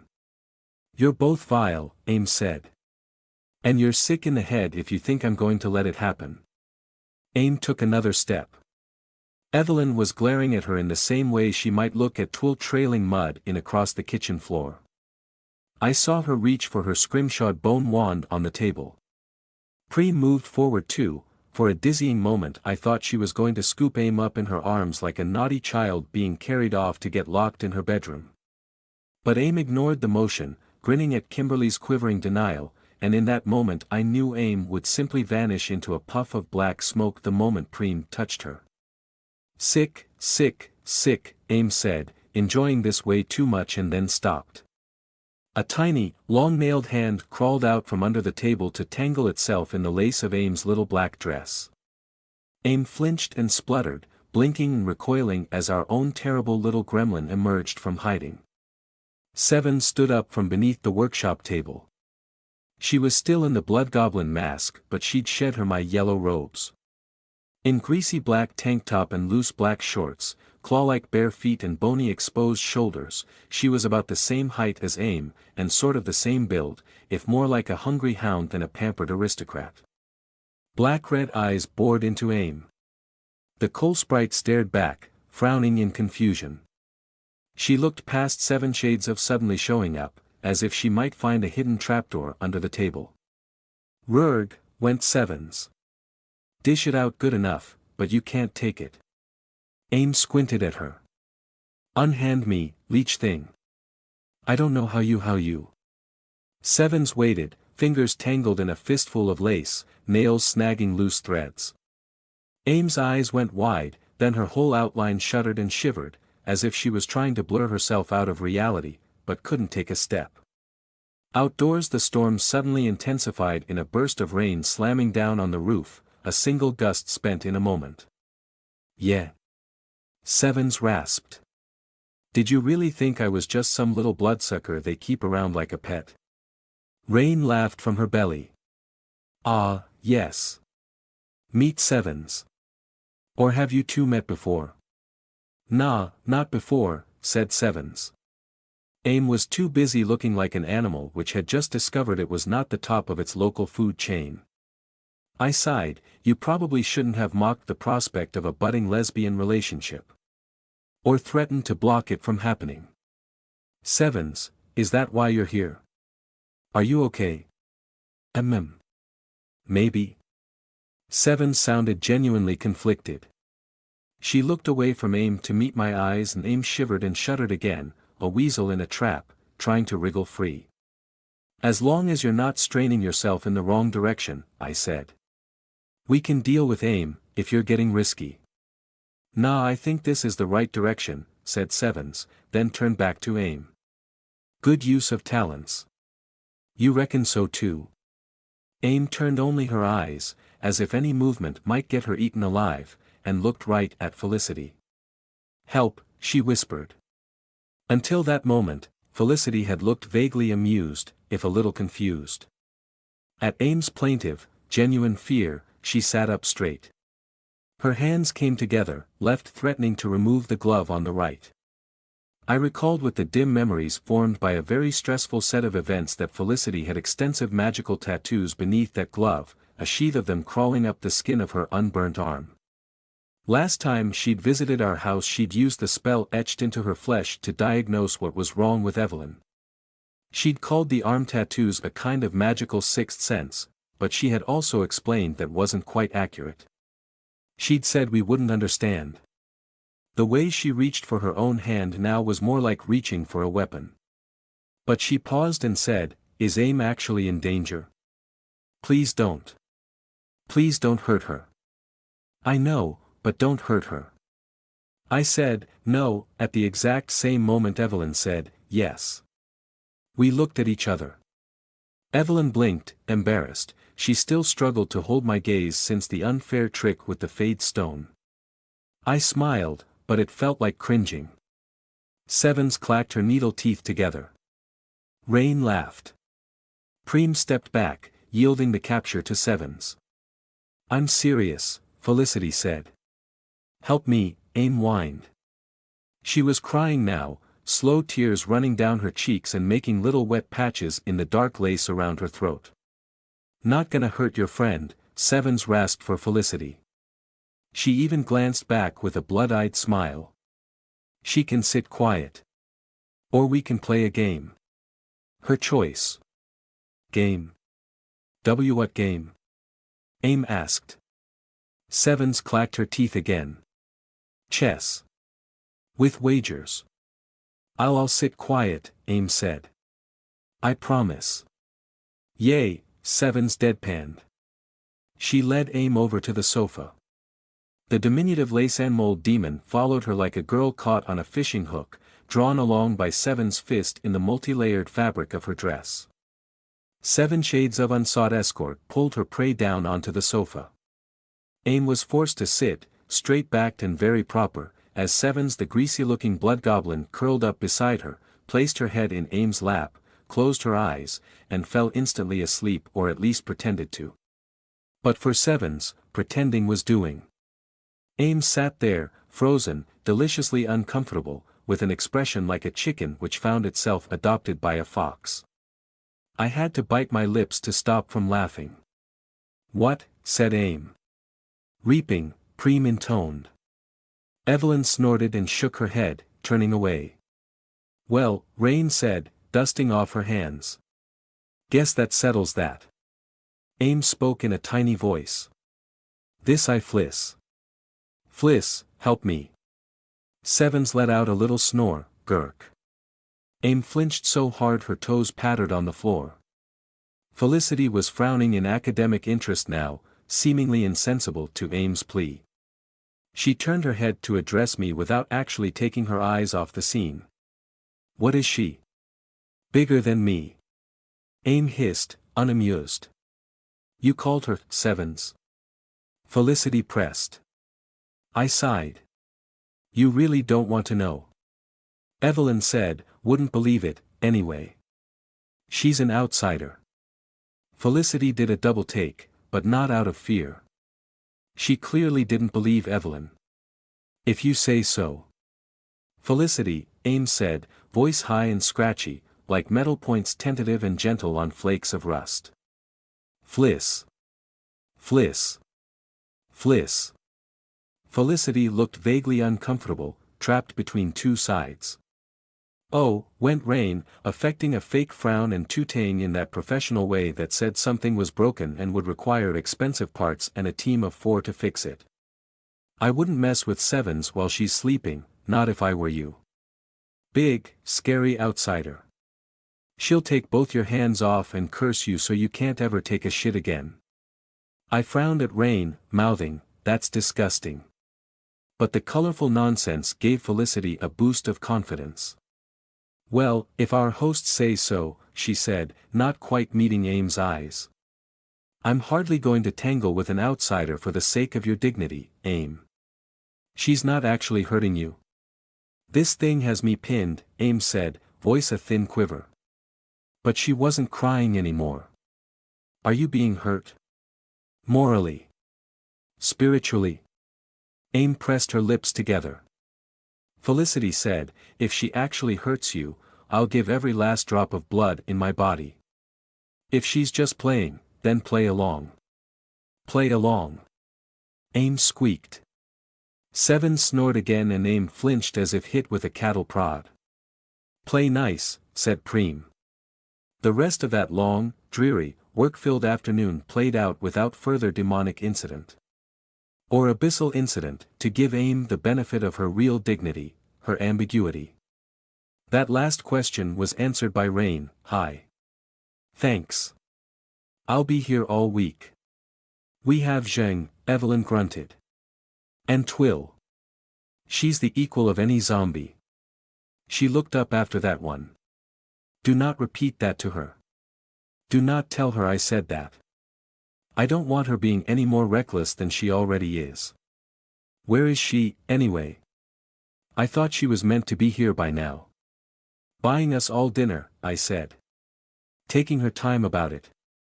Twill quashed our worries for her safety shortly later by turning up carrying a truly staggering amount of food. She'd walked the entire width of Sherrowford to purchase a very specific kind of apple pie which one could apparently only acquire at Marks and Spencer, but then stopped on the way to load up with several frozen pizzas, ingredients for a vegetarian curry, cake, crisps, dips, and enough biscuits to feed an army. She'd even bought some steaming, fresh, crumbly pastries. She was carrying so many bags that if she'd been anybody else I would have worried for her muscles. We're not having a bloody party here, Evelyn called from the magical workshop as Twill bounced in and dumped the whole lot on the kitchen table, a huge grin on her face. We are now. Twill laughed in return. I peered through the bags, bug-eyed. Didn't this cost you a lot? She'd even brought a bag of coffee grounds. I suspected that would be much more relevant to the coming night. Twill, we owe you for this, I'm serious. How much was all this? Evelyn drawled from the workshop, to nobody in particular, check it for poison. Twill bristled. Hey. I was joking, you dog-brained fool. Preem, please remind me later to send a thank you to the High Priestess of Fringewindla. It didn't take long for Twill to hand out the pastries, making sure everybody got one, even Lozzie and Tenny upstairs, even Zheng. She'd purchased extra, just in case. Preem let her do that part herself. We could all tell she wanted to help. Bloody hell, she said in the magical workshop, when she first spied the trio of mages working together. You weren't kidding. Full party, hey. 3 DPS, no healer, said Rain. Bloody right, Twill laughed. Who's in charge? I got the joke this time, clearing my throat after a mouthful of pastry. I can be the healer. Or Lozzie can. Felicity, right? Twill said, offering Fliss a pastry too. I remember you, yeah. Bacon or veggie? Vegetable, please. I recall you, also. Twill actually jumped when she saw Aim, not because Aim was doing anything other than sitting there, slightly pained, with a cup of tea and book next to her. I'd provided the book, but Aim had read 2 pages and then looked slightly ill. Twill jumped because Aim was so quiet. Who's the little goth? Twill asked, suddenly serious. Is she actually 13 years old, or? God no, Evelyn snapped. You think I would do magic with an actual 13-year-old in the room? She's not human. Don't touch her. Don't talk to her. Pretend she does not exist and never think about her again. Oh, Ames said, voice small and measured, as if normal volume would risk waking the sleeping yellow tiger in her lap. I am to be denied even conversation, now. Demon? Twill asked Aim. Outsider? Something else? Aim just shook her head. What are you, then? Trapped.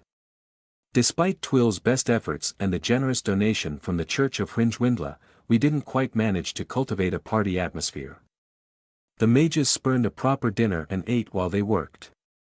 Crafting the spell to open Edward's fortress for a siege drew on into the late afternoon and claimed the evening too. Outdoors, the storm finally dribbled away to nothing more than a chill wind and a clinging damp, perhaps as pinned as Aim's physical body was, but the magical workshop remained soaked in deep, lamplit shadow, filled by the scratching of pencils and the muttering of magicians. It was as if the shadow over Sherrowford had contracted, compressed, and concentrated itself on the work, on the spell, on the mages themselves. Perhaps it had, perhaps that was Aim's doing, though I wasn't sure if Aim was capable of doing much of anything while Sevens dozed in her lap. She spent the entire time glued to the old sofa, looking like a very nasty girl subjected to a very unpleasant punishment. The spider servitors crawled back to their usual spots in the corner, though they watched her with great caution, stingers held ready. Marmite stayed sensibly upstairs. We didn't totally neglect Aim, of course. Irritating and irascible and borderline abusive she may be, but Aim was still a person and we didn't know enough to condemn her totally. Preem brought her tea like everybody else, peppermint, strong and dark. She was included in the sharing out of food, though she ate like a bird and left most of her portions untouched, except for the pizza with pineapple on it. She ate both slices of that and politely requested more. As expected, Rain commented. There is nothing wrong, said Aim, in a voice like acid going through meat, with pineapple on pizza. I agree with that part, said Kimberly. Sorry. Sevens woke up for food but never broke contact with the Coalsprite demon. She swung her legs over Aim's lap, ate, then returned to her cat-like nap without conversing. By the time true darkness fell outdoors, Aim seemed a touch less like an animal attempting to avoid being eaten and more like a bored teenager forced to endure a tiresome family friend. The mages didn't work that whole time without a break, just not a properly organized one. Kimberly grew less and less focused as the hours wore on, until she was visibly twitchy and nervous, until Felicity reached across the table and touched her hand. That seemed to act as some kind of permission, because Kim then went upstairs to smoke more cannabis, returning calm enough to carry on. I wasn't sure what to think of that. At least Felicity didn't follow her to join in. Felicity barely left the table, but she did fall asleep in her chair once, sitting up with her arms crossed. She looked no more relaxed asleep than she did awake, the burned half of her face twitching with some unpleasant dream. Evelyn took a break as well, a short lie down, enforced by Preem. She took her bone wand with her but left the fade stone behind on the table, which was a strange experience because I kept losing track of the thing, certain it had moved or forgetting that Evelyn had not carried it upstairs in her hand. While she was out of the room and nobody else was looking, I scooped the thing up with the end of one tentacle, pressing pale pneumosomatic flesh against warm quartz. Nothing happened. The world did not flash gray and black as I stepped into some negative space behind reality. The others in the room didn't look up as I vanished. The stone wasn't a machine, after all. One had to be a mage to make it work, one had to think the right thoughts, one probably had to be Evelyn say. When I put the stone back down, I realized Aim was watching me, sulky and bored and curious. I held her gaze, but she said nothing. Twill discovered that mages making spells was actually quite boring to watch. Eventually she ended up playing video games with Tenny. Preem hovered at Evie's shoulder, tireless and devoted. Rain and I stuck close to the action, a word I use under duress just in case Evie should need us, but there really was almost nothing for us to actually do. Don't give yourself a migraine by looking at the circles, Evie said to me when I decided to peer over her shoulder at the half-finished designs laid out across the table. She didn't meet my eyes when she said it, casting half back toward me but not quite getting there. I thought I might be able to help, I said to the back of her head, past a surprising lump in my throat. This is going to take more than just today, isn't it? Maybe if I could use brain math. That made Evelyn meet my eyes at last. She sighed, irritation and exasperation covering a deep affection. I almost blushed. Heather, this is magic, not brain math. You're not built for the former. It'll hurt you. Stop trying. I thought I might speed things up. Evelyn stared at me, fake impassive. If you start hurting yourself I won't be able to concentrate. It's not like I'm doing this alone. She gestured at Kimberly and Felicity. Kim looked up with a painfully awkward smile, the kind of smile one wears when the hosts of a dinner party start a domestic argument in front of their guests. Go play video games with Twill and Tenny.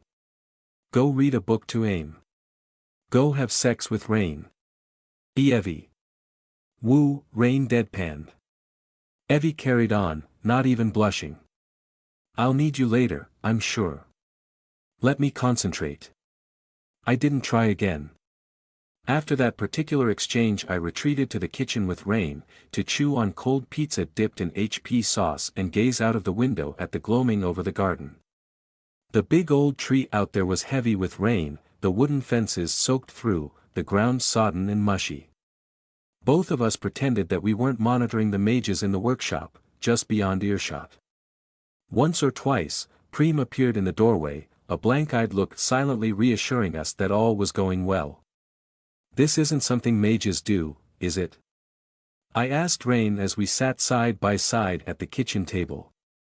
She had coaxed me to put my legs up over her lap and was busy rubbing the tension out of my calf muscles, one hand up the left leg of my pajama bottoms. Yeah, Rain said with a twinkle in her eyes. It's like small children. I blinked. That wasn't what I'd meant at all. I'm sorry. It's not when they're being noisy that you gotta worry. It's when they go quiet. Means that something's up. Rain flashed me a wink and a beaming grin, enjoying her own joke a little too much. I rolled my eyes, but I was smiling. I mean working together, I said. Evie has always implied this doesn't happen. Like it's not meant to happen. Like they should all be turning each other to frogs or setting their demons on each other, like Pokemon trainers but more violent. Rain's turned to laugh. Wouldn't that make you the champion, by default? Excuse me. You've got Zheng. TCH. Rain. Zheng is her own person.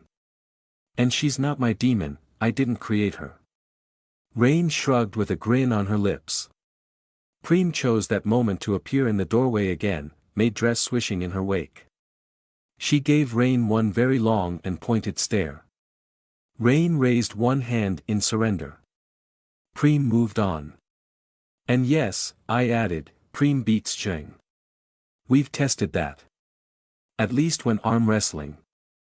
I wouldn't mind seeing a real test, Rain muttered, but then she snapped back to the subject at hand. I was a tiny bit disappointed. She always looked so dashing and exciting when she started talking about that kind of thing, her passion for measured violence. She leaned closer to me, as if worried about being overheard, a cheeky smile playing on her lips. Our mages are behaving because they've got a pecking order. That's my theory, anyway. Evie is in charge. Kim's under her wing. Felicity is grudgingly tolerated. There's no territorial bullshit, no risk of betrayal, no hidden motives. Well, maybe Fliss on that last point, but her hidden motive isn't steal all the books and kill everybody before leaving, so everything stays nice and calm. I chewed this over while chewing another mouthful of pizza. Rain rubbed my leg, working the knots out. Is that really it? Pecking order? Hierarchy? That can't be the whole story here. That can't be the solution. You of all people can't believe that, Rain. It's not hierarchy, it's just lack of ambiguity. They all know exactly where they stand and exactly what each other wants. I chewed my lip and frowned into the open door of the magical workshop, then out into the gathering twilight over Sherrowford. I wasn't sure if I liked the notion. Evie deserves better than that. Believe it or not, Rain said, when it comes to magic, this is the best I've seen her in years. I blinked at her, but Rain wasn't joking. She wore a rare and sober look on her face, nodding along to her own words. She's incredibly stressed by this, I said. And I don't blame her. They're going up against another mage. Rain, how is that the best of anything? Rain took a deep breath, leaning back in her chair and running her hand downward until she was rubbing my foot, the ball of her thumb slowly working at the muscles of my arch. I struggled to concentrate and not to make little noises of relaxation. She was very good at that.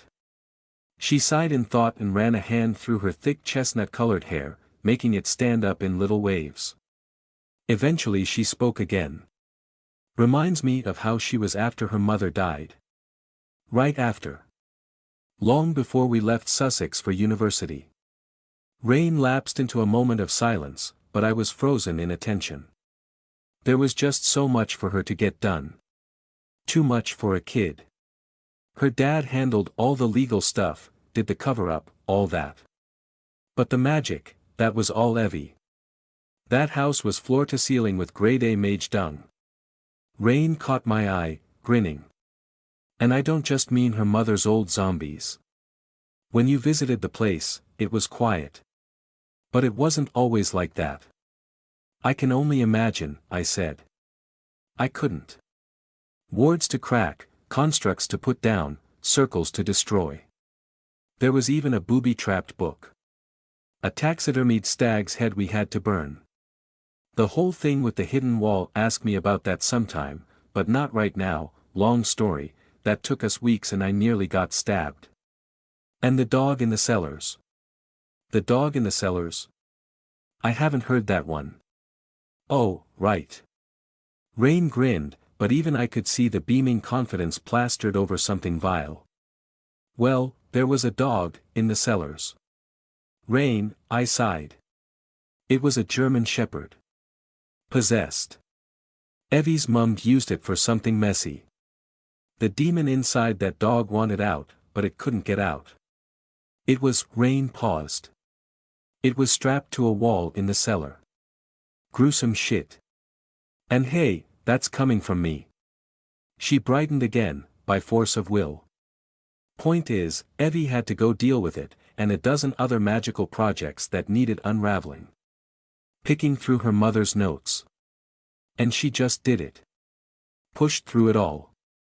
An image of a younger, barely teenage Evelyn floated out of the formless deep of my imagination, probably very incorrect. Scrawny and exhausted and terrified, not used to her prosthetic leg, suppressing the guilt and pain of murdering her own mother, so she could focus on defusing a dozen magical bombs, unpicking her mother's work like trying to guess the right wire to cut. Evie, I murmured. I did help hold her up, Rain said. And she paid me back a dozen times over. Got me back into education, got me into Sherrowford Uni. She was dealing with physical rehab at the time, too. Spinning so many plates. It's no wonder she stumbled once we were here. You know. I nodded, then leaned over and hugged Rain. She put her arms around me and fell silent for a few moments. I pulled back and nodded. This is what she needed. Other mages. Community. I sighed. Even if it is just Fliss and Kim. Rain cracked a terrible grin. Should we call Jan over too? Make it a foursome? I haven't had much time to get to know Jan, but I'm pretty sure if we invited her, she'd stop returning our calls and move to the other side of the planet. So, no. Then I added, not yet, anyway. It was past 11 at night by the time the clockwork began to run down. Kimberly bowed out on the grounds that she had work tomorrow, she didn't want to call in sick, and she wanted to unwind before bed. Nobody likes to dream about magic. She cast a nervous glance at Aim before leaving, but the black lace monster was still firmly in Seven's soft grip. Felicity followed a while later, saying she wanted to speak with Kimberly about a few things. Rain cleverly and covertly made sure they weren't going to be totally alone, courtesy of Lozzie, but I doubted that precaution was entirely necessary anymore. Still, better safe than sorry. Sevens and Aim vanished together while nobody was looking. Tenny had been tucked up in bed, sound asleep. Preem went upstairs without Evelyn, either to check on Kim or poke Shing in the eyes, I wasn't quite sure which. My own concentration hung by a thread. I hadn't helped directly, but I was exhausted for some reason, drained by the awkwardness, by the effort of watching, as if the mages had sucked willpower right out of the air. Eventually, unaware of how exactly I'd drifted there, I found myself back in the magical workshop, peering through the tiniest crack in the curtains at the darkness of the back garden. Two petite figures stood beneath the dripping behemoth of the old tree, both of them dressed in shadows, one in lace and the other tinted yellow, talking softly in the muffled night air. I wonder what they're discussing, I murmured to myself. Behind me, the others didn't hear. Evelyn was still sitting at the table, eyes dull in a brittle face. Twill was a few seats further down, feet up in Preem's absence, munching her way through the final and very cold pastry. Rain blew out a big theatrical sigh at something I had heard but not processed. I was too engrossed in the hidden show between Aim and Sevens, out in the private dark beneath the open black skies. If Preem's not here to put you to bed, Rain was saying, then I will. Oh, don't get your knickers in a twist, Evelyn grumbled, out of energy. I'm done for the night. This can't be finished in one day, even with 3 of us working on it. However much I'd like to. However much I want Felicity out of this house. She not staying the night? Twill asked around a mouthful of food. The spluttering sound that followed made me turn away from the crack in the curtains, if only to examine the sheer withering displeasure on Evie's face. Twill put her hands up. Hey, I just meant like, where's she laying her head, that's all. Rain pulled a serious frown. I think we can trust her not to burn the house down or anything. Trust has nothing to do with it, Evelyn spat. She's welcome to talk to Kimberly all she wants, but she's not sleeping in this building. I'll make sure of that, then, Rain said slowly. We'll see her out. Evelyn waved one hand, as if a little embarrassed. Preem already said she was on it. I trust her tact. I spoke up without thinking, my mind lost in a whimsical wander, still outdoors with Sevens and Aim. Night Preem would remove Felicity, if she tried to stay. The other 3 all looked at me, Twill with a frown, Rain with a wink, and Evie with a sigh. I still don't understand this Night Preem business, Evelyn said. You're better off that way, Rain said with a grin and another wink. Some things humans were simply not meant to know. Twill chewed on her tongue and said, it's just Preem in her goth gear, right? Rain clicked her tongue and changed the subject, covering for my embarrassment at saying something silly. Fliss is gonna have to come back tomorrow, yeah. Can she rock up whenever, or do we need to do the thing with the phones again, verify it's her and all that? Verify, yes, Evelyn said. Full procedure. Don't let her in unannounced. Is she going to be safe? I asked. Staying in some hotel or something, by herself? Evelyn frowned, but she didn't meet my eyes. Rain pulled a thinking face and said, ah. She can come stay with me, Twill offered. No, Evelyn and I both said in unison.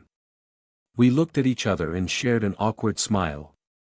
Evie explained, Aim follows her everywhere, she'll torment a member of your family. Ask Jan to look after her. Rain suggested, but the look on her face said she knew that was a non-starter. Jan would run, I added, then wandered over to the table, trying to look at the sketches of magic circles without my eyeballs rebelling and trying to crawl back into my skull. Is this magic really that complex? Evelyn rolled her neck from side to side before she answered, popping vertebrae and sighing with release. She placed a hand on the table inches from the white quartz lump of the fade stone.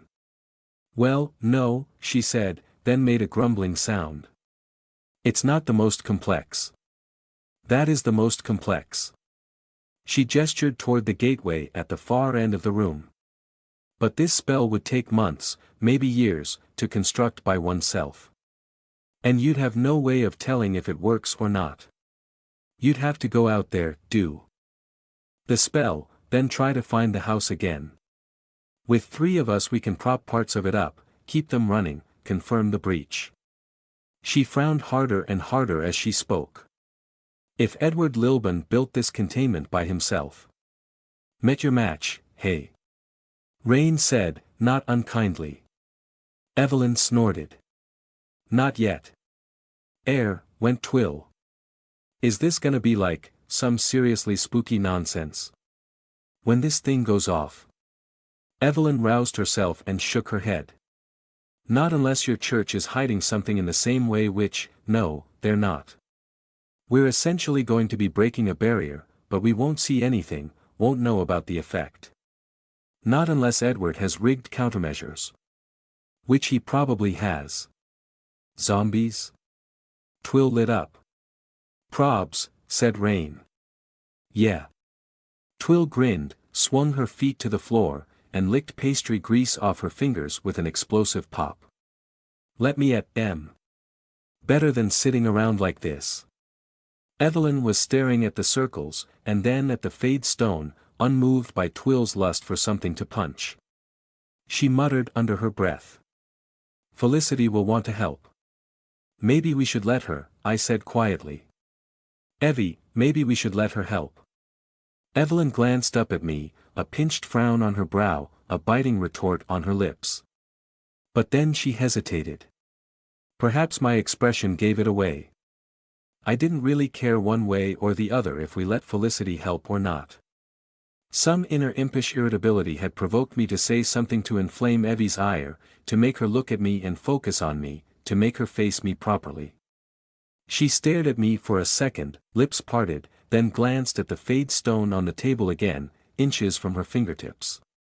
When she reached for that lump of quartz I almost knocked her out of her chair. I didn't touch her, of course. If I'd pushed Evie's chair over or blundered into her I would never have forgiven myself. Even my tentacles acting independently and my worst moments of pure abyssal instinct could never willingly harm Evelyn say.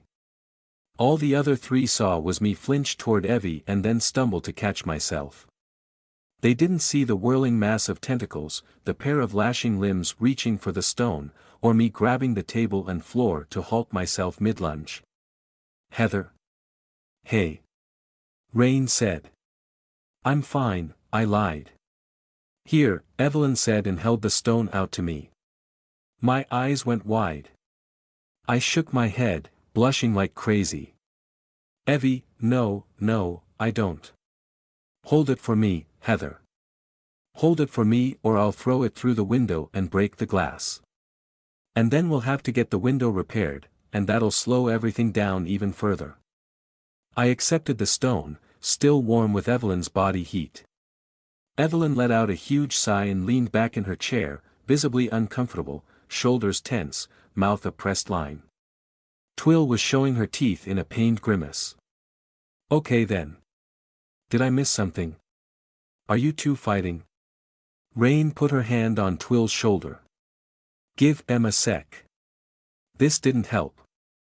Twill looked how I felt. Do we need to leave the room? No, Evelyn snapped.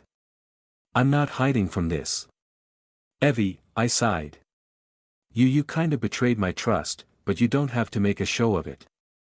I had to use the stone, Heather, she said, talking to the far wall instead of to my face.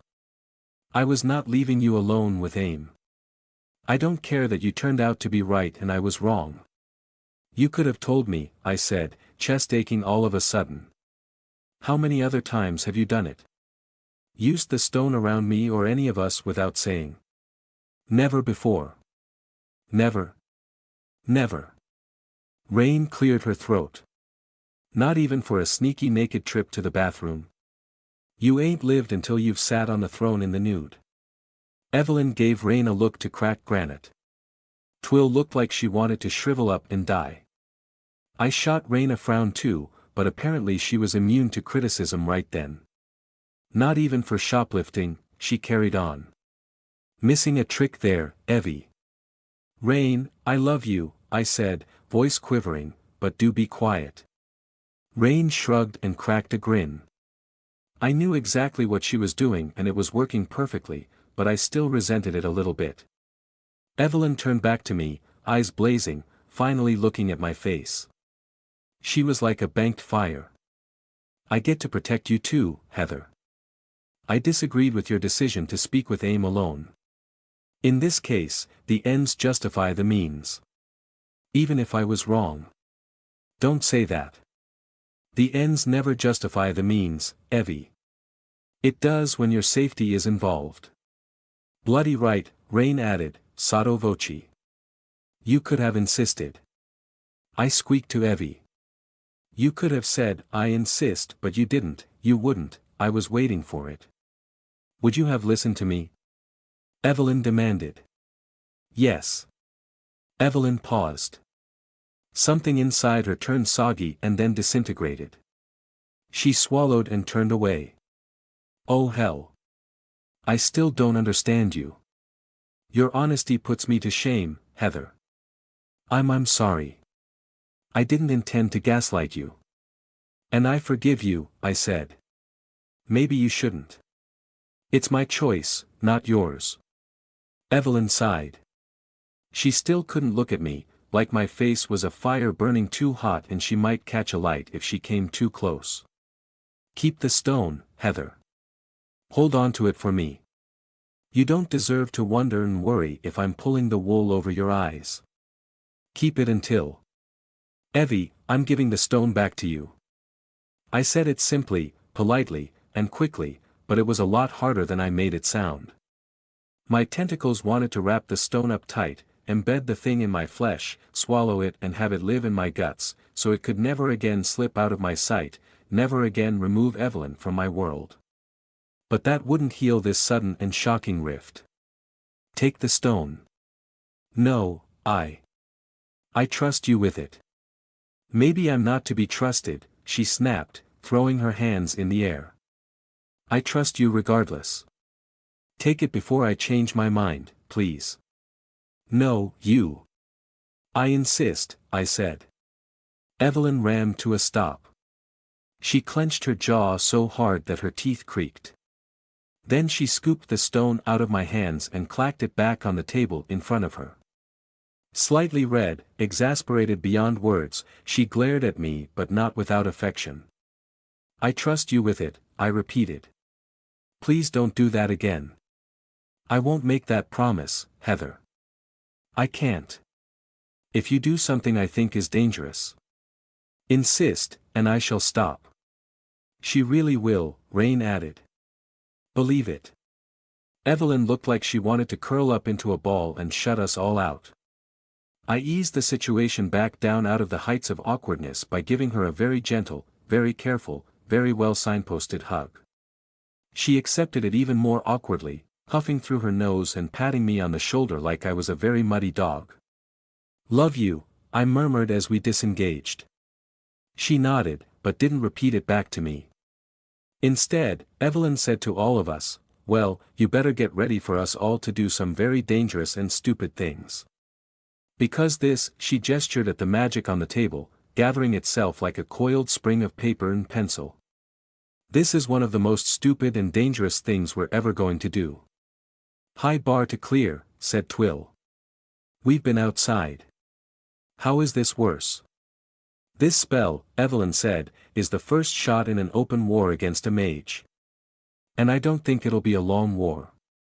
Grey eternity walled the horizon with banks of towering rot, blanketed the sky with a sea of frozen lead, and choked the earth with a witch's brew of endless mud.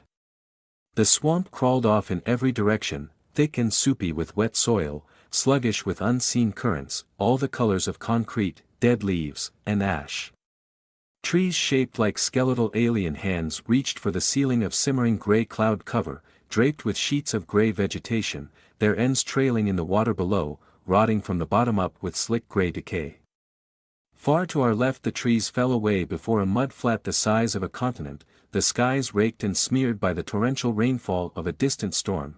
On the right the trees reared taller, growing into swamp giants, silent sentinels for the half-glimpsed tower of gray stone, lost in the ragged ends of greasy gray mist. The air was sharp and pinched in one's nose, salt and soil, heavy and dark, with undertones of sulfur and organic rot.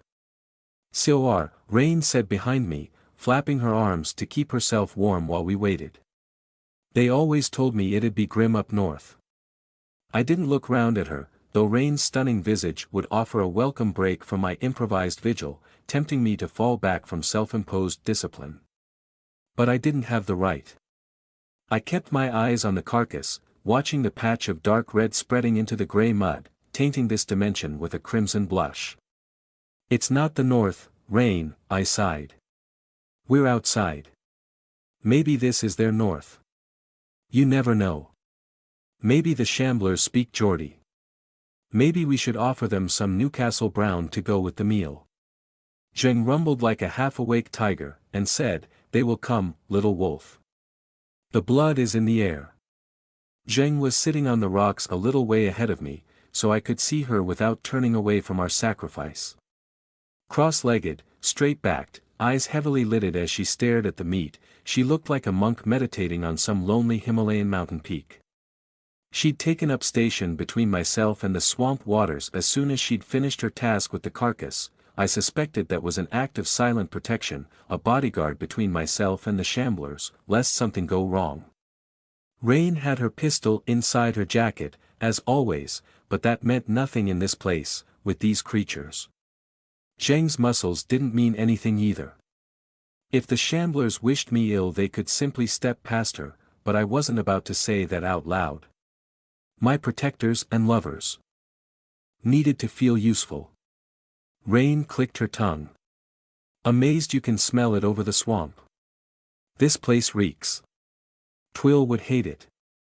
Or love it, I'm not sure which." "Pongy," said Lozzie, muffled by the hand clamped over her own nose. "Not long now, Mooncalf," Zheng purred. "I hear them moving." The Shambleswamp felt colder than my previous visits. A nip in the air, enough to chill the skin and leave behind a paradoxical thin sweat, but not enough to mist one's breath. It was quieter too, no distant hooting from deeper among the trees, as if the locals were sheltering from the brief chilly spell. Not so unlike back home in England, though I doubted the dimensional Shamblers switched to wearing shorts at the first sign of sun. The only loud noise we'd heard while waiting was something massive shouldering its way through the trees, many miles away to our right, sloshing and wallowing, large enough to briefly shake those redwood-sized giants. I was wearing both hoodie and coat, hands burrowed deep in my pockets, wrapped in my own tentacles for extra insulation. Upon first arrival we'd realized the temperature was slightly risky for us. We didn't know how long we'd have to wait, how quickly the Shamblers would respond to our arrival, or the blood scent in the air. And I was set on waiting. Lozzie had hopped back and returned with more layers for myself and Rain, though Zheng wore only her big shapeless jumper and a pair of jeans. I longed to cuddle up against her internal heat, feel the furnace of her skin on mine. It couldn't possibly get that cold here. The mud would freeze, the plants would die, or would they? It wasn't as if I'd ever seen a single insect out here. This ecosystem was not earthly, it did not run by our rules, even if the Shamblers were interdimensional ambush predators. As I stood there on the little rocky outcrop, the low and dry island where Natalie and Termy had passed their outside ordeal, where I'd discovered the corpse of the man Badger had called Rally, and where I'd broken Natalie's parents, I once again tried to accept how little I understood the outside. But, the shrine. I understood that, no matter how much I might deny. I understood why the Shamblers had built it here, on this low, crumbling island. Zheng and Lazi and I had spent several hours over the last 3 days combing the little rock outcrop for animal bones, the remains of the many victims of Edward Lilburn's slow seduction of the dimensional Shamblers. He had appealed to their unique habits of predation, and their near-constant state of semi-starvation, by feeding them kidnapped pets. We took 9 trips out and back, 9 slips, altogether. This was the 10th, but not for that same purpose. Cracked canine femurs, the delicate skulls of cats, little toe knuckles and claws and tiny teeth, we dug them out of cracks and picked them from crevices in the rock, sometimes with kitchen knives or the stick Lazi brought along, but often with hands, gloved or bare. Most of the remains were probably domestic cats and dogs, though we also turned up quite a few chicken bones, at least one deer skull complete with antlers, and what I think may have been parts of a pig. To be fair, Lazi and I did very little of the actual collecting, compared with Zheng. Lazi didn't like it and I wasn't about to force her, it wasn't her responsibility, though she did try. I put in as much effort as I could, but Zheng was just so much more efficient. We mostly let her handle it. The morbid haul went into a black bin liner. Not exactly dignified or glamorous, but it was practical. The poor creatures would have all the dignity and respect they deserved, once they were buried in Camelot. After Zhang and Lazi had transported the bones to the castle under construction, Lazi informed me that the knights were happy to accommodate. They already had one body to bury, why not more? We also sent them the various collars we found. Dog collars, cat collars, some with tags still attached. We didn't toss those into a bin liner, we took them home first, to wash them. I did that myself, in the kitchen sink, with a pair of rubber gloves and an old toothbrush, and I took my time. I felt a responsibility. I had no idea what the knights would do with them, mount them, place them in a reliquary, nail them to the graves. But I couldn't just leave them there. All of that was very time-consuming, but we had little else to do over those 3 days, other than attend university like the supposed normal people we were.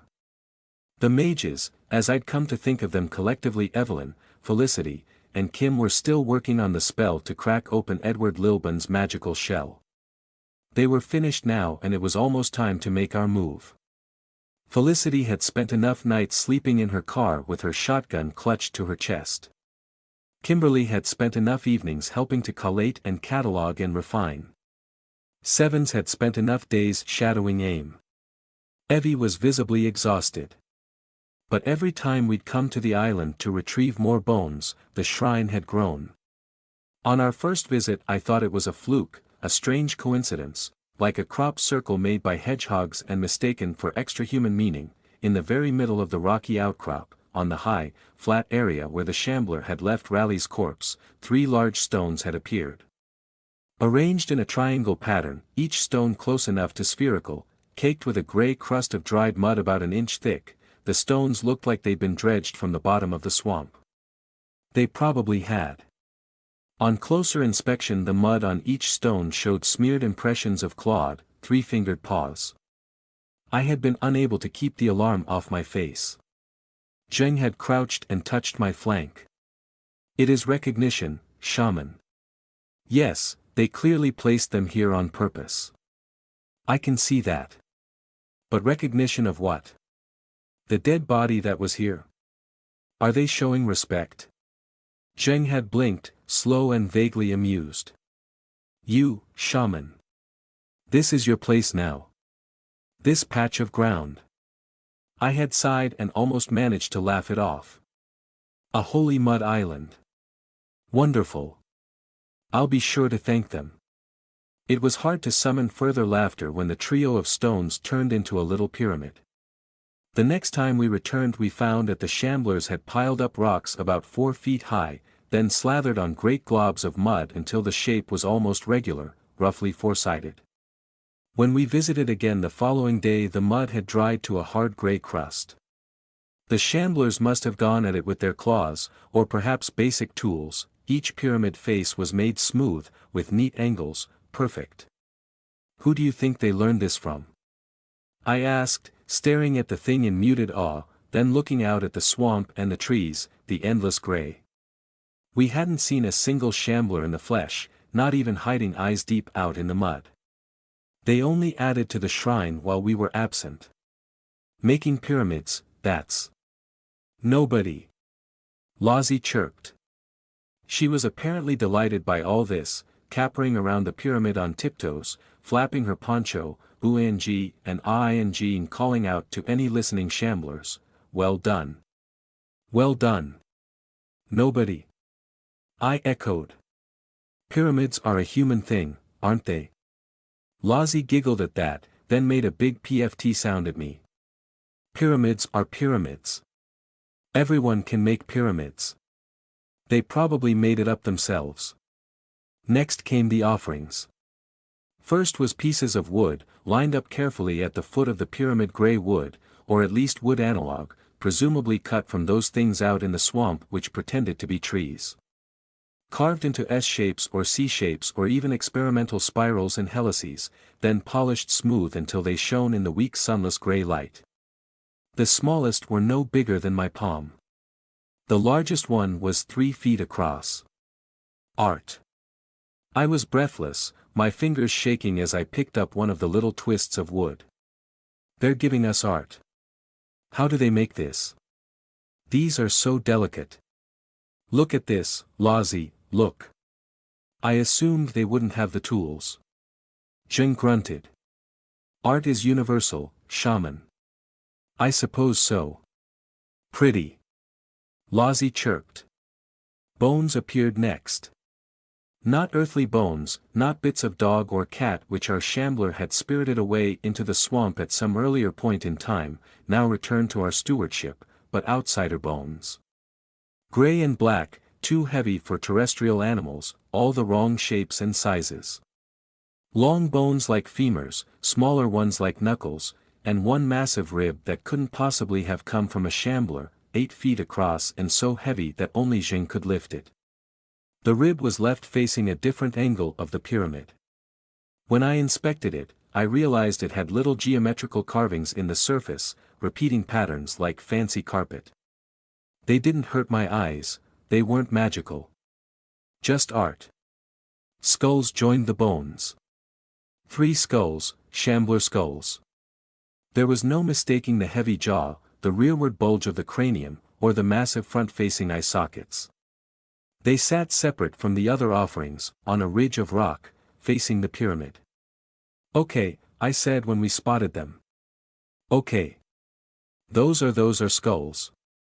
Nobody touch them, please.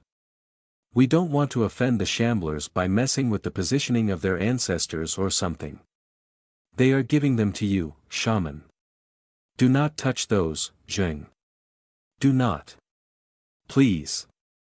We have no idea what they're doing. They could be telling us off for interfering. Wooden sculptures, bone trophies, their own venerated dead. We had no idea what any of this meant, and I felt as if we were on very thin ice, doing something risky beyond my own understanding and not because we might get hurt. The shamblers could not really hurt me, after all. I was worried for them. They were inventing religion, or perhaps reorienting their pre-existing beliefs around me. It made me feel sick and guilty. I had done this, I had to correct it, quickly. Finally came the handprints and the random pieces of bric-a-brac. The last time we had returned to the shamble swamp, the pyramid itself was no longer a smooth-sided monument, but riddled with the 3-clawed impressions of dozens of shambler paws, each one pressed into the dry mud with the help of a little swamp water to soften the surface. Each hand print stood alone, not overlapping with others. A record of attendance, or witness, or worship. I wished I knew. I had to know. The stuff they left around the pyramid that final time was far less regular, half a skull, not shambler at all but something far more alien, sleek and sharp and elongated, a shape which made me shiver and made Zheng instinctively growl, a long stick of wood, much darker than the gray trees populating the swamp, a piece of gray brick, unmistakably artificial, with some scraps of gray mortar still clinging to the top edge, A rust-covered tool about the length of my arm, so warped with age and water that none of us could figure out what it was, a chipped ceramic mug, white, filthy, with no maker's mark, a book, absolutely ruined by exposure to the swamp, the pages so fragile that we dare not open it, the leather-bound cover shriveled like skin on a dead skull, but the whole thing had been so carefully kept away from the water that it was still intact, and finally, most bizarrely, a wheel, complete with a narrow ring of decaying rubber and a rust-caked metal core. It looked like it belonged on a classic car which had spent the last 50 years sitting at the bottom of the North Sea. That settles one question, I said with a sigh, hands shoved deep in my pockets to stop my fingers from shaking. They've definitely had contact with Earth, before Edward. Mages cannot leave well enough alone, said Zheng. True. Very true, I suppose. Zheng, do you recall when we came here with Natalie's parents, one of the shamblers, one of the big pair who stayed in the rear, he was holding a length of stainless steel pipe? I shrugged. Or she. Maybe their sexual dimorphism is the other way around. But that's not the point. Do you think they're learning to make and use tools, or, I trailed off and sighed. Why do all this? Meat, shaman. We gave them meat. I winced at that. All my fault. Unintended consequences and spiraling knock-on effects of my stupid, rash, foolish actions. That may have been a terrible mistake, I said slowly. I sincerely hope we haven't accidentally started a cargo cult. They don't deserve to get so confused. I don't want them to think I'm a god, coming out of the sky and blessing them with meat. It's wrong. It's really, really wrong, Zheng. I have to change their minds. Show them we're just I don't know. Zheng listened in silence, staring out into the swamp. Lazi chewed her lip, worried by my harsh tone of voice. You do not exploit them, shaman. You do not use them. Yeah. Lazi chirped. It's not like you're taking stuff from them. I stared out into the swamp too, at the sucking, cloying, soupy mud. This was not a place for us, we were not evolved for it, we had no rights here. They won't even show themselves. Won't approach us. Are they scared, respectful, confused? What about the one I befriended? She must know I won't hurt her. I didn't want to hurt her. I won't. Jing grunted a soft laugh. They have learned to hate and fear mages. They have learned well. When it was just the stones and the mud, just the pyramid, I could tell myself it was a monument to the dead man they hadn't understood, to rally. Or perhaps an acknowledgement of Natalie's bravery and Termi's protective powers. Even when the offerings had started to appear, I had held out hope that one of the shamblers would see me on the island, stumbling around and scrabbling for bits of bone between the cracks, cleaning my fingers with wet wipes, protected and shepherded by Zheng, and conclude this weird little swaddled ape was not a god, but just another creature like them. But the worshippers themselves never appeared, the offerings grew in size and complexity, and beyond the offerings themselves I could feel an attention on me, on all of us, especially when we examined the last wave of offerings, the hand prints, the skulls, the rare trophies. That tower of grey blocks far off to the right was watching us. I spent a long time on that final trip just staring at it over the tops of the tall trees, past the thickening mist, outlined against the roiling grey sky.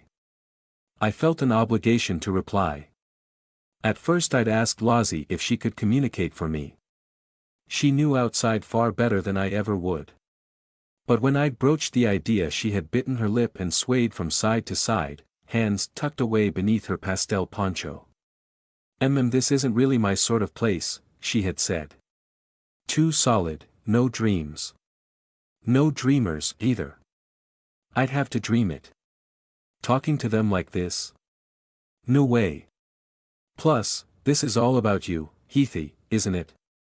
Lazi had a good point. She was still willing to help, though. After a little more negotiation, we had settled on the cow carcass. That was what lay sinking into the pudding-thick swamp mud, a little ways out from the island, the skinned and prepared carcass of a cow, raw and bloody, leaking red into the gray. Lozzie had sourced it for us, stolen it, to be more accurate and honest, fresh from some unthinkable production line.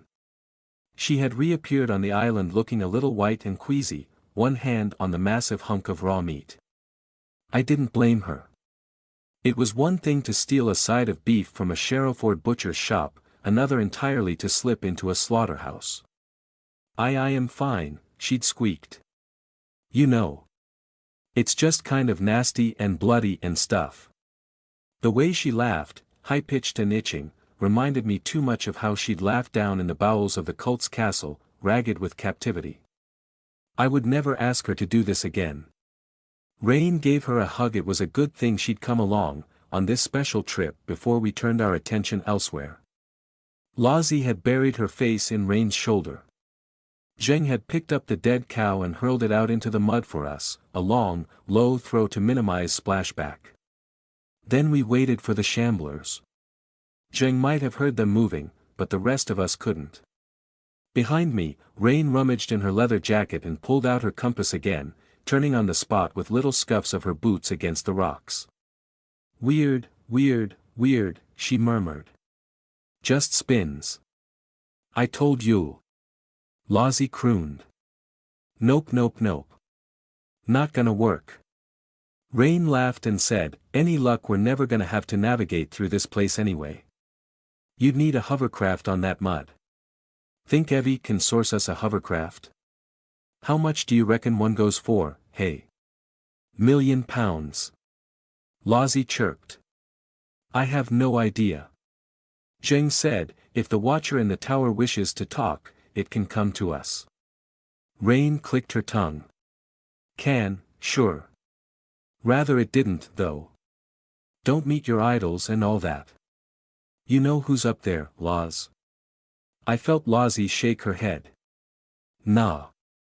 Rain let out a big sigh, half performance, half trying to relax. She had requested to come along for this final trip, as moral support for me, but I should have refused. Outside was taxing on the soul and mind of any human being, and Rain was as human as could be. It was much less pressure than Carcosa, but worse than Camelot. Rain was holding up well, doing her best not to show it, but I didn't want her to have to stay here any longer than necessary.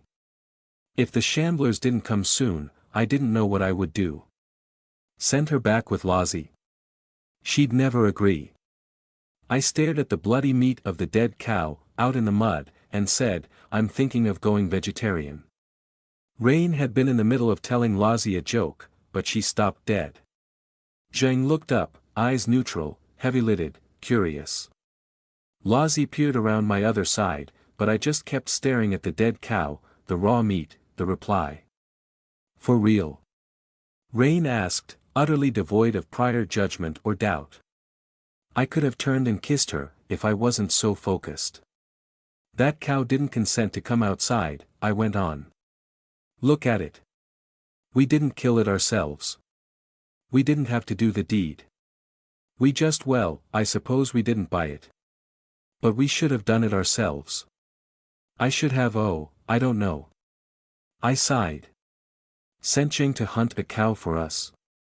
Slit the throat myself. I don't know what I'm saying. Hey, you wanna go veggie, Rain said, I'll go with you. Or at least try my best. I don't know, I repeated. I wouldn't ask you to do that. I wish we'd killed it ourselves. There's more respect in that. Zheng agreed with a dark purr.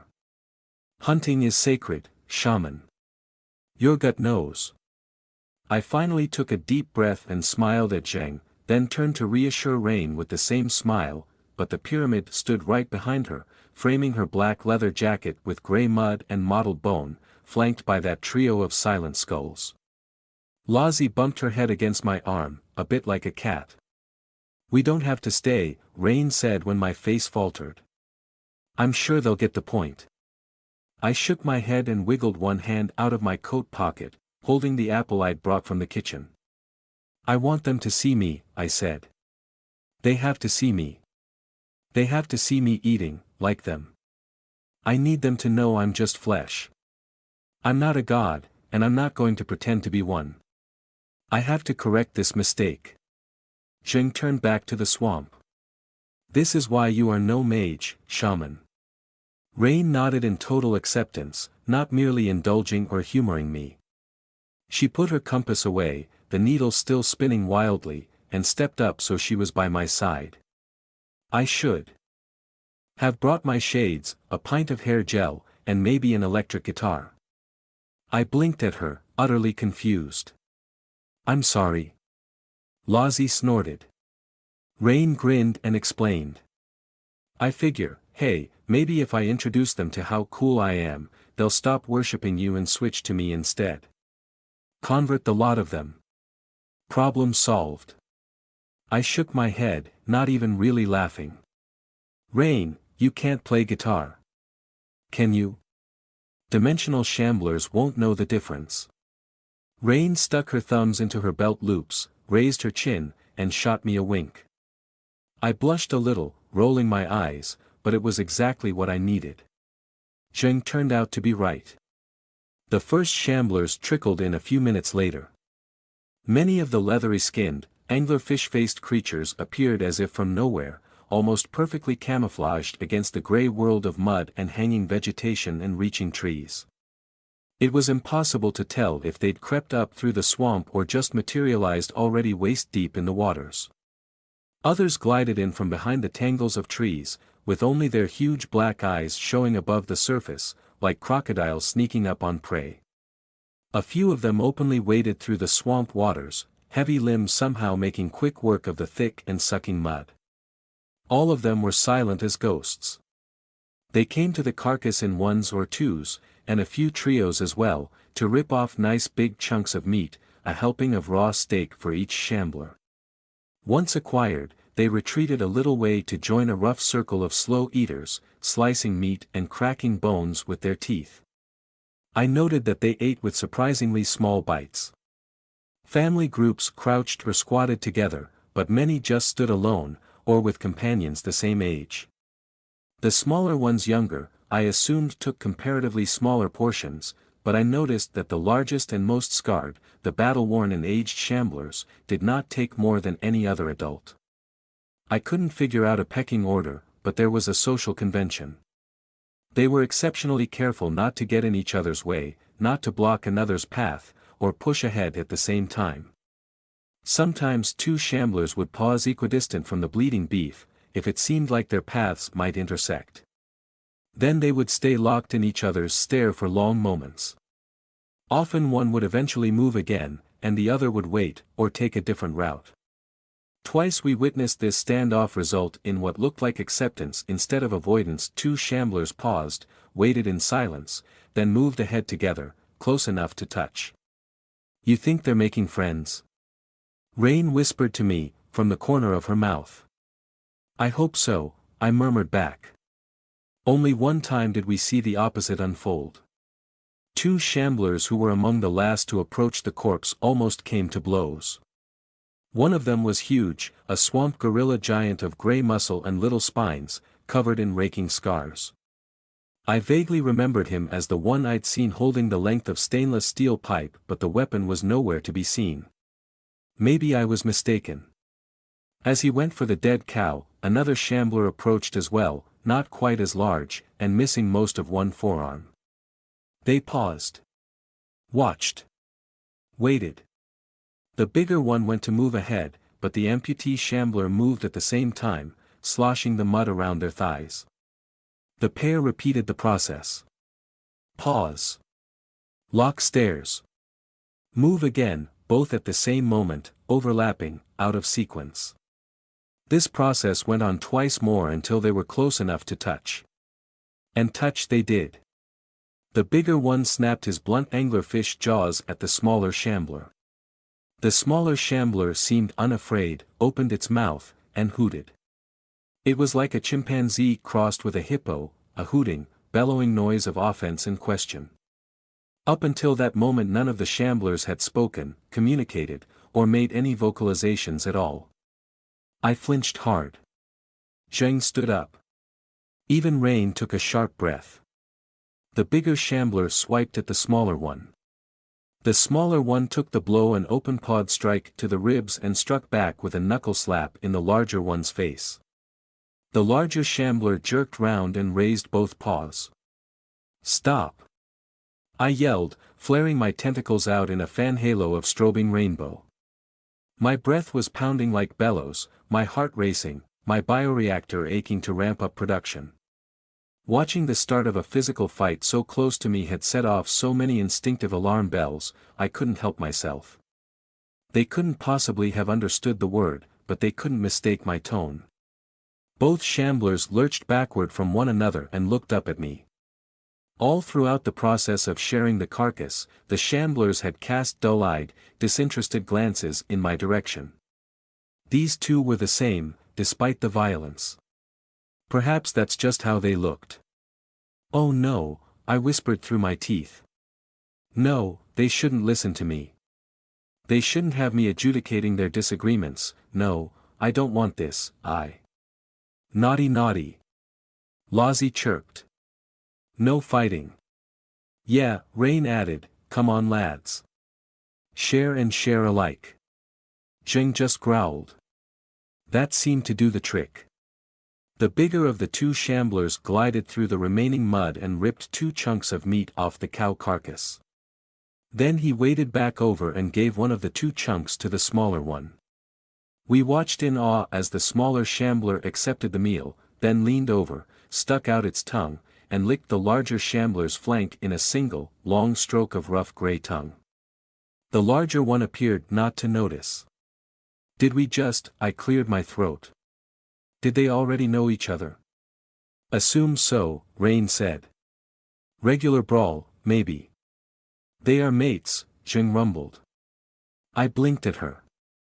"Excuse me? I can smell it on them." Oh. I cleared my throat again, a touch embarrassed. "Did we stop an incident of domestic violence?" "No more than playing," Jing said. I wondered if she was just humoring me. A real fight would be bloody, and quick. Dozens of shamblers stood and squatted and hunched and hung, in a semicircle before the island, before their shrine. Before me. Dozens more could be on their way. They hadn't stripped the carcass down to the bones yet, but Rain was taking deep, intentional, calming breaths. Lozzie was restless. And Zhang was up on her feet, flexing her hands. I spotted our shambler, the one who had led me to Natalie, the one which Edward had tried to train. She was munching away near the middle of the group, looking directly at me. As I maintained eye contact, the others slowly joined her, until at least half the group was watching. Rain gently nudged me in the ribs. "Go on, then. Show 'em you're human." I pulled a sour smile, tucking my tentacles back in close to my body. "That might be difficult. You know what I mean, squid girl. Show 'em you're just squid. And a beautiful one at that." I blushed faintly. Lozzie giggled behind her hands. Rain looked proud. But I stuck to my lame and minimalistic plan. I raised the apple to my mouth and took a bite, a nice deep crunch. Before my assembled congregation I chewed, swallowed, took another bite, chewed, swallowed, grew tired of chewing, slowed down, and made a show of being sort of bored with eating the apple. "Oh, Rain, what am I doing?" I muttered after another swallow. "How do we know this is even going to work? They probably think this is important somehow." I raised my voice to the shamblers. "Don't worship me, okay? I'm just a thing, like you. Look, I'm eating. I don't even particularly like it. This apple is a bit old and I think it's a red delicious, so it's bad. It's a naff apple. Divine visitors do not eat naff apples." The shamblers did not understand low-quality fruit production, nor a word of what I said to them. They ate their meat, watching me with plate-sized black eyes, thinking alien thoughts. "Oh, blast it all," I said. One of the swamp gorillas let out a low, soft hoot in my direction. "Thank you," I said, under no illusion that it was an actual reply to me. You're doing your best, Heather, Rain said. Zheng agreed. They see, shaman. They see. I sighed and turned my gaze briefly to the grey stone tower far to our right, past the giant trees and through the thick mist. It was silent too, though I could feel the sense of being watched crawling over my skin. I hoped whatever lived there treated the swamp apes well. I hoped the inhabitant of the tower understood the portion of this statement which was directed to them. These creatures are under my protection, even if I'm not present, I am not a danger. Maybe come say hi. I only hope it's enough, I muttered. I left out the other half of that sentence, in case we never come back again. The siege spell was ready. Crafting the magic had consumed 3 full days, not counting the initial scraps of disorganized work before Kimberly had joined in. 3 days of Evie and Fliss with their heads down in the magical workshop, with the rest of us walking on eggshells lest something set Evie at the older mage's throat. 3 days of pretending to be normal, going to classes, never knowing what exactly I would return to. 3 days of Kimberly coming home from her job at the florist's, donating hours of her free time to keeping the less level-headed mages on track. 3 days of knowing AIM was lurking in the walls and beneath the beds, held back only by sevens sticking to her like glue. By the time Evelyn put the finishing touches on the magic circles and the rigorously recorded order of operations for the ritual, we were all emotionally exhausted. And we still couldn't cast it, not until the weekend. Don't call it a siege spell, Evie grunted at me that next morning. That's inaccurate. Then she blinked hard. Actually, on second thought, yes, call it a siege spell. Use that term in public. And on the phone. Throw Edward off. Doorkicker spell. Rain suggested, between mouthfuls of cereal at the kitchen table. We are sort of using it like a battering ram, right? Evelyn rolled her eyes. Preem placed slabs of buttered toast in front of her, and a mug of strong, hot, steaming tea. Evie thanked her for the breakfast and shook her head. The spell is more like a specific, single, limited siege weapon, with 1 shot. But the single shot will bring down his outermost wall and reveal the keep. Metaphorically speaking. Oh hell, I hate this. Catapult spell. Rain offered. I spoke up. I think we should call it a trebuchet spell. Trebuchets are a kind of catapult, but they're more reliable, sturdier, larger, more complex, and designed for heavier weights. This spell has taken too long to make and too much effort to write it off as just a little catapult. Evie and Rain both looked at me for a beat, surprised and possibly impressed. I felt color creep up my face. Evelyn shook her head. Since when do you know so much about siege weapons? Our Heather does like her castles, said Rain. I just thought it was appropriate. Trebuchet, Preem echoed like a muffled bell. She raised her perfectly manicured hands and clapped softly, exactly 8 times. Evie snorted. Oh, so Heather gets to name it. Heather is good at names, said Preem. Evie shrugged, giving ground before her daughter. She gave me a thin, tired, awkward smile. I smiled back and reached over to pat her hand. She wasn't actually chagrined about me naming the spell. I knew her too well to make such an uncharitable assumption. If she was genuinely irritated she wouldn't have smiled at all. No, she was putting on a show to distract herself from the coming assault. Evie and I had spent 2 of the last 3 evenings together, sitting side by side on her bed, watching cartoons on her laptop, more Small Horses Ponies along with a very long anime show, which Evelyn called a magical girl story but appeared to be about playing mahjong, a game I'd never even heard of before. Rain joined us for an hour, once, and sometimes Preem was in the room, but mostly we were simply by ourselves. I couldn't do anything to help with the spell itself. Evie already had all the tea and biscuits and enforced bath and mealtimes she needed, courtesy of Preem, and I couldn't help with the nerves either, the pre-murder jitters, as we silently prepared for a showdown with a terrible old man. So I did what little I could. I made sure she relaxed and watched some cartoons.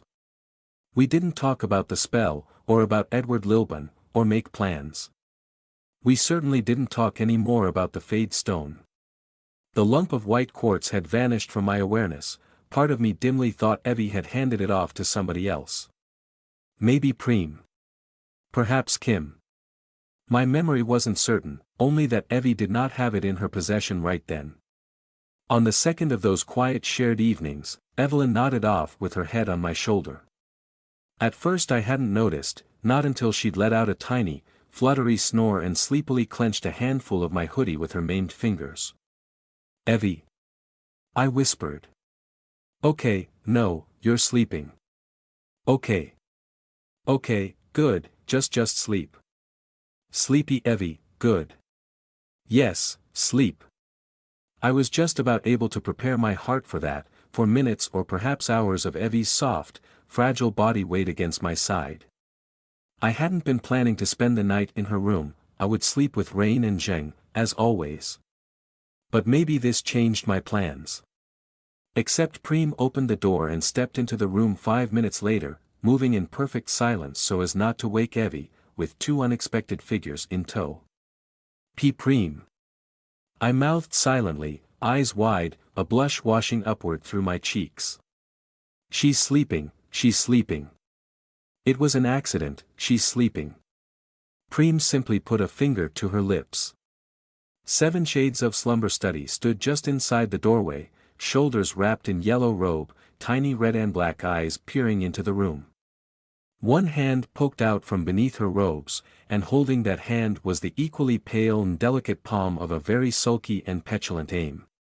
They both stared at me and Evie for a moment, 7's neutral, Aim pouty.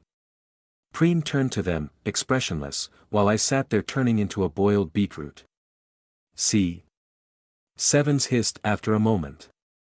Aim, head to toe in her black lace and multiple layers without a scrap of skin showing outside of her hands and head, rolled her eyes and let her shoulders slump, like a grumpy child who had been argued out of having a tantrum. "See?" I echoed in a whisper. "See what?" "Preem, you shouldn't have let them in here." "I mean Aim, not 7's. I mean." "Oh shush," Aim whispered back, like a breeze on rusty wind chimes. "Don't wake her, idiot." They left without another word, slinking off into the corridor. Preem paused as she closed the door. "Sleep well," she mouthed.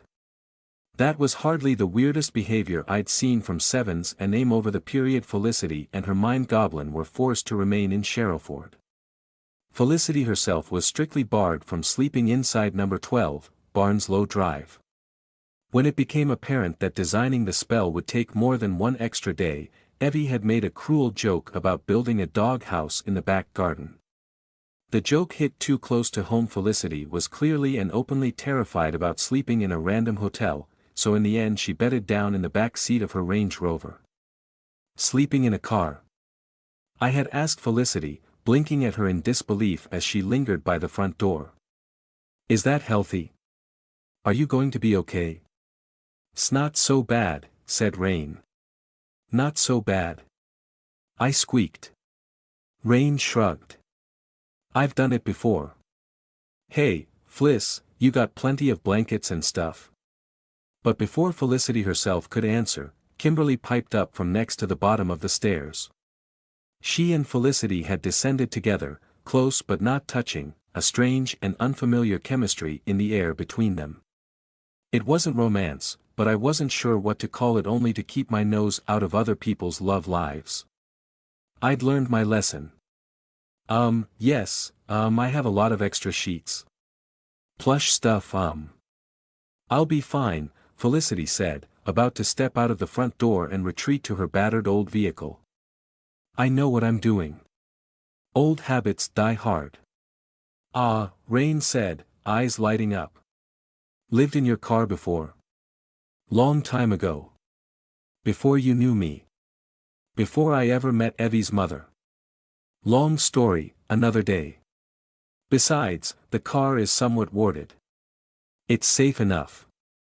Felicity still had her bagged shotgun over her shoulder. She patted it awkwardly.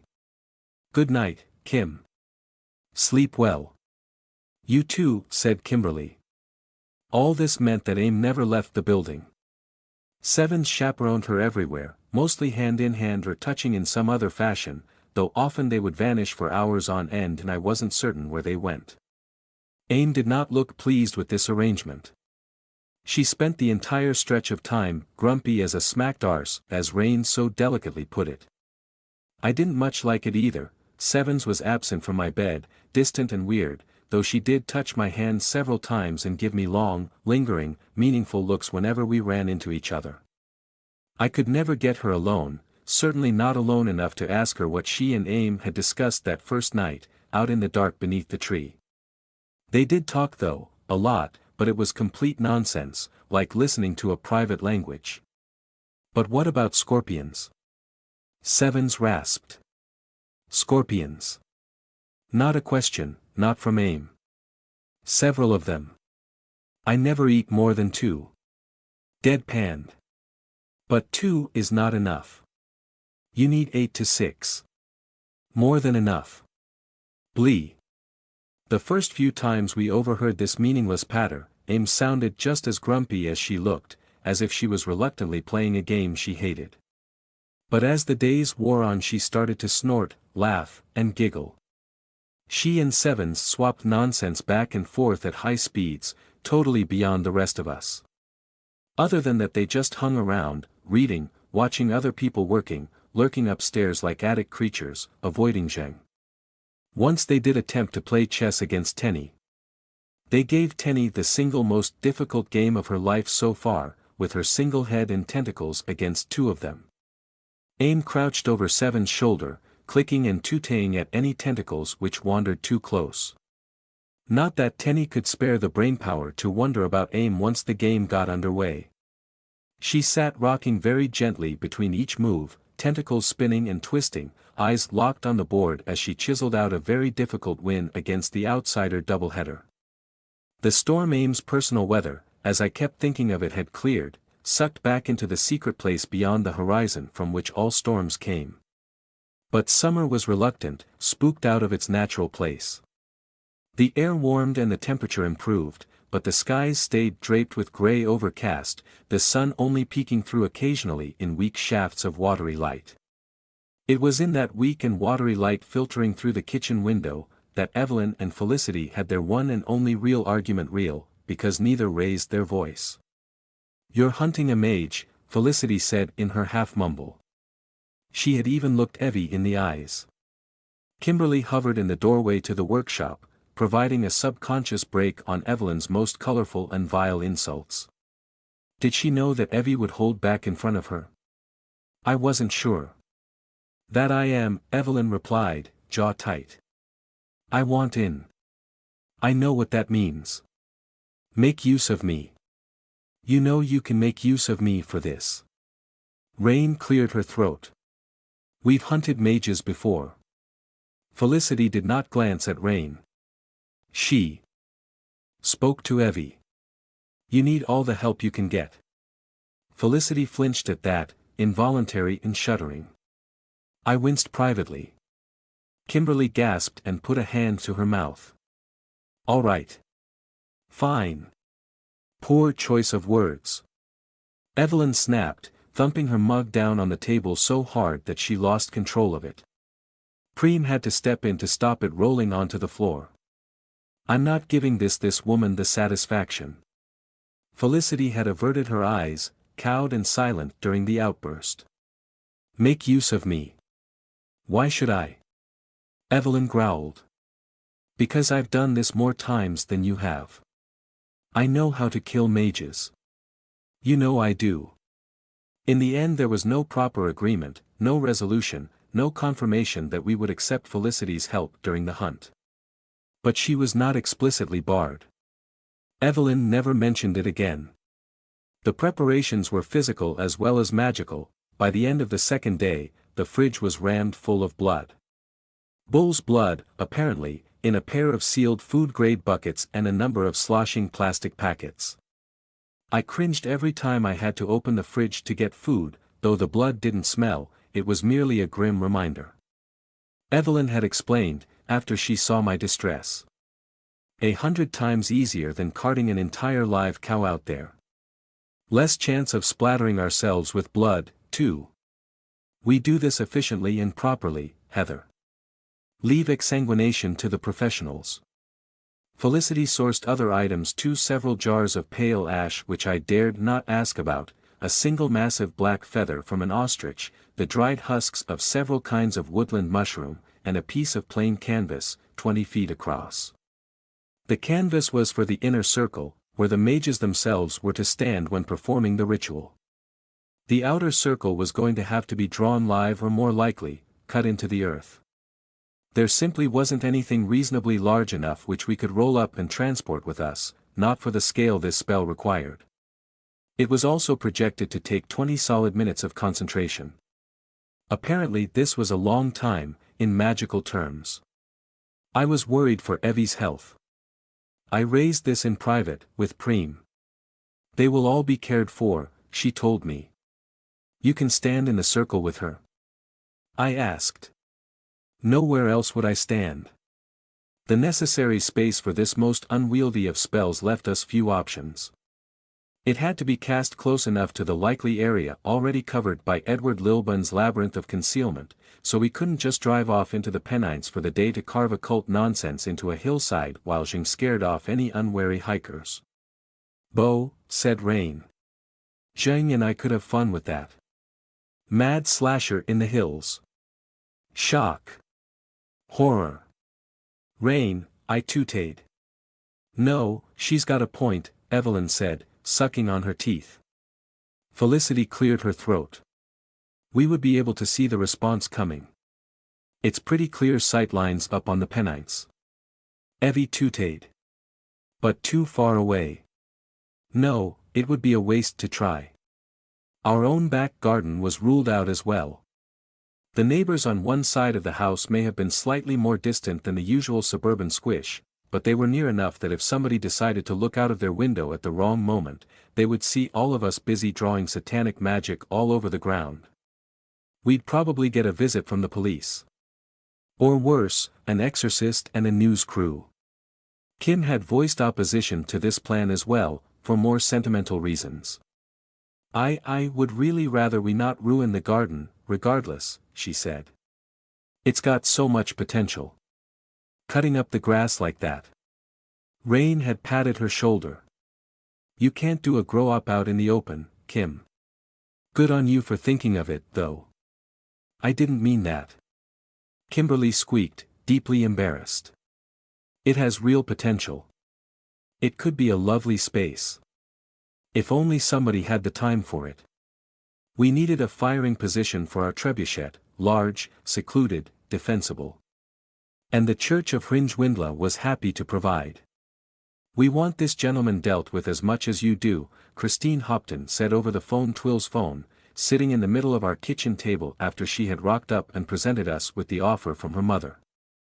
The back fields should provide plenty of space for the work, and you can do as much damage to the soil as you have to. We can clear out Amanda's boys for the weekend. No bystanders. And of course, Hringewindla's angels will be guarding our home, as always. They will guard you too, come what may. Thank you, Christine, Evelyn had replied. And thank a short, suppressed sigh. Thank your outsider for us. We accept this offer. You're very welcome. Saturday, then. What time shall we expect you? Saturday, yes. Early. We all needed the unexpected extra 2 days of rest, though Evie wouldn't admit it and Felicity didn't seem capable of true rest. I was, as Rain might put it, wired to the gills. That entire week I suffered a mindless, tense, undirected alertness, as if I was worried we were about to be attacked. Perhaps it was Felicity's presence in the house, or my bruised but not broken trust in Evelyn, or some instinctive response to being incapable of helping. I found myself waking suddenly in the night, or standing at windows for minutes on end, watching for movement out in the street or the back garden. Rain did a good job at calming me down and distracting me whenever she noticed, but I couldn't fulfill this drive, this need to watch our periphery, to keep my attention switched on, my eyes wide open. We were, after all, planning to start a little war. The trips to the Shamble Swamp were a relief. There were two people we needed to contact, of course, two minds we needed to keep in the loop of what was about to happen. One of them was Jan, or rather, Jan and July. Lozzie assured me that she'd explained everything, but Evelyn and I called Jan anyway, in case she wanted to erect a firewall between us for the next few days, or offer some help, or fly to China. "Oh, I'm just going to pretend I don't know you," she said down the phone. "Lovely," Evelyn grunted. "Just stay safe, okay?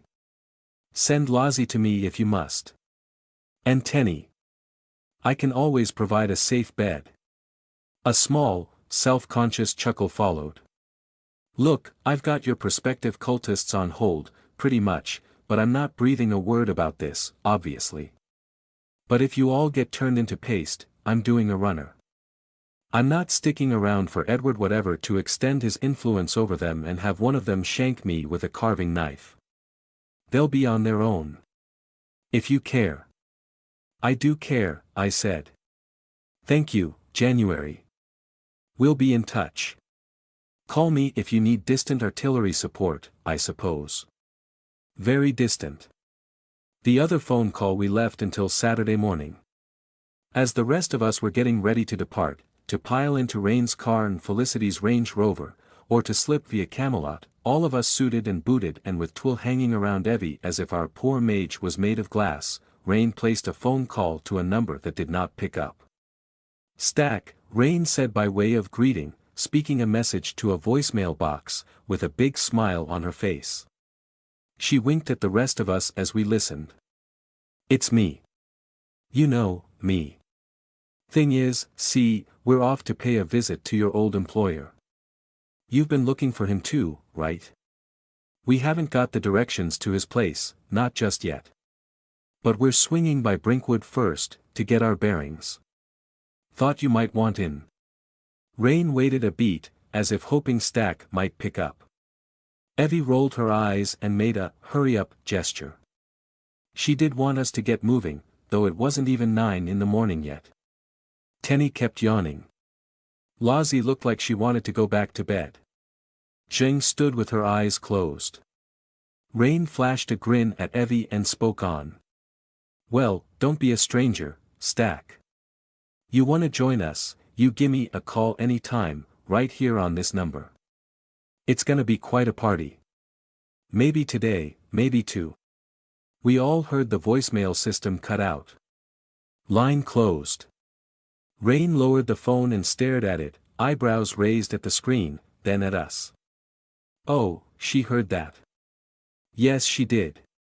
Do you think she's going to join us?" I asked. "We could do with that. Let's hope."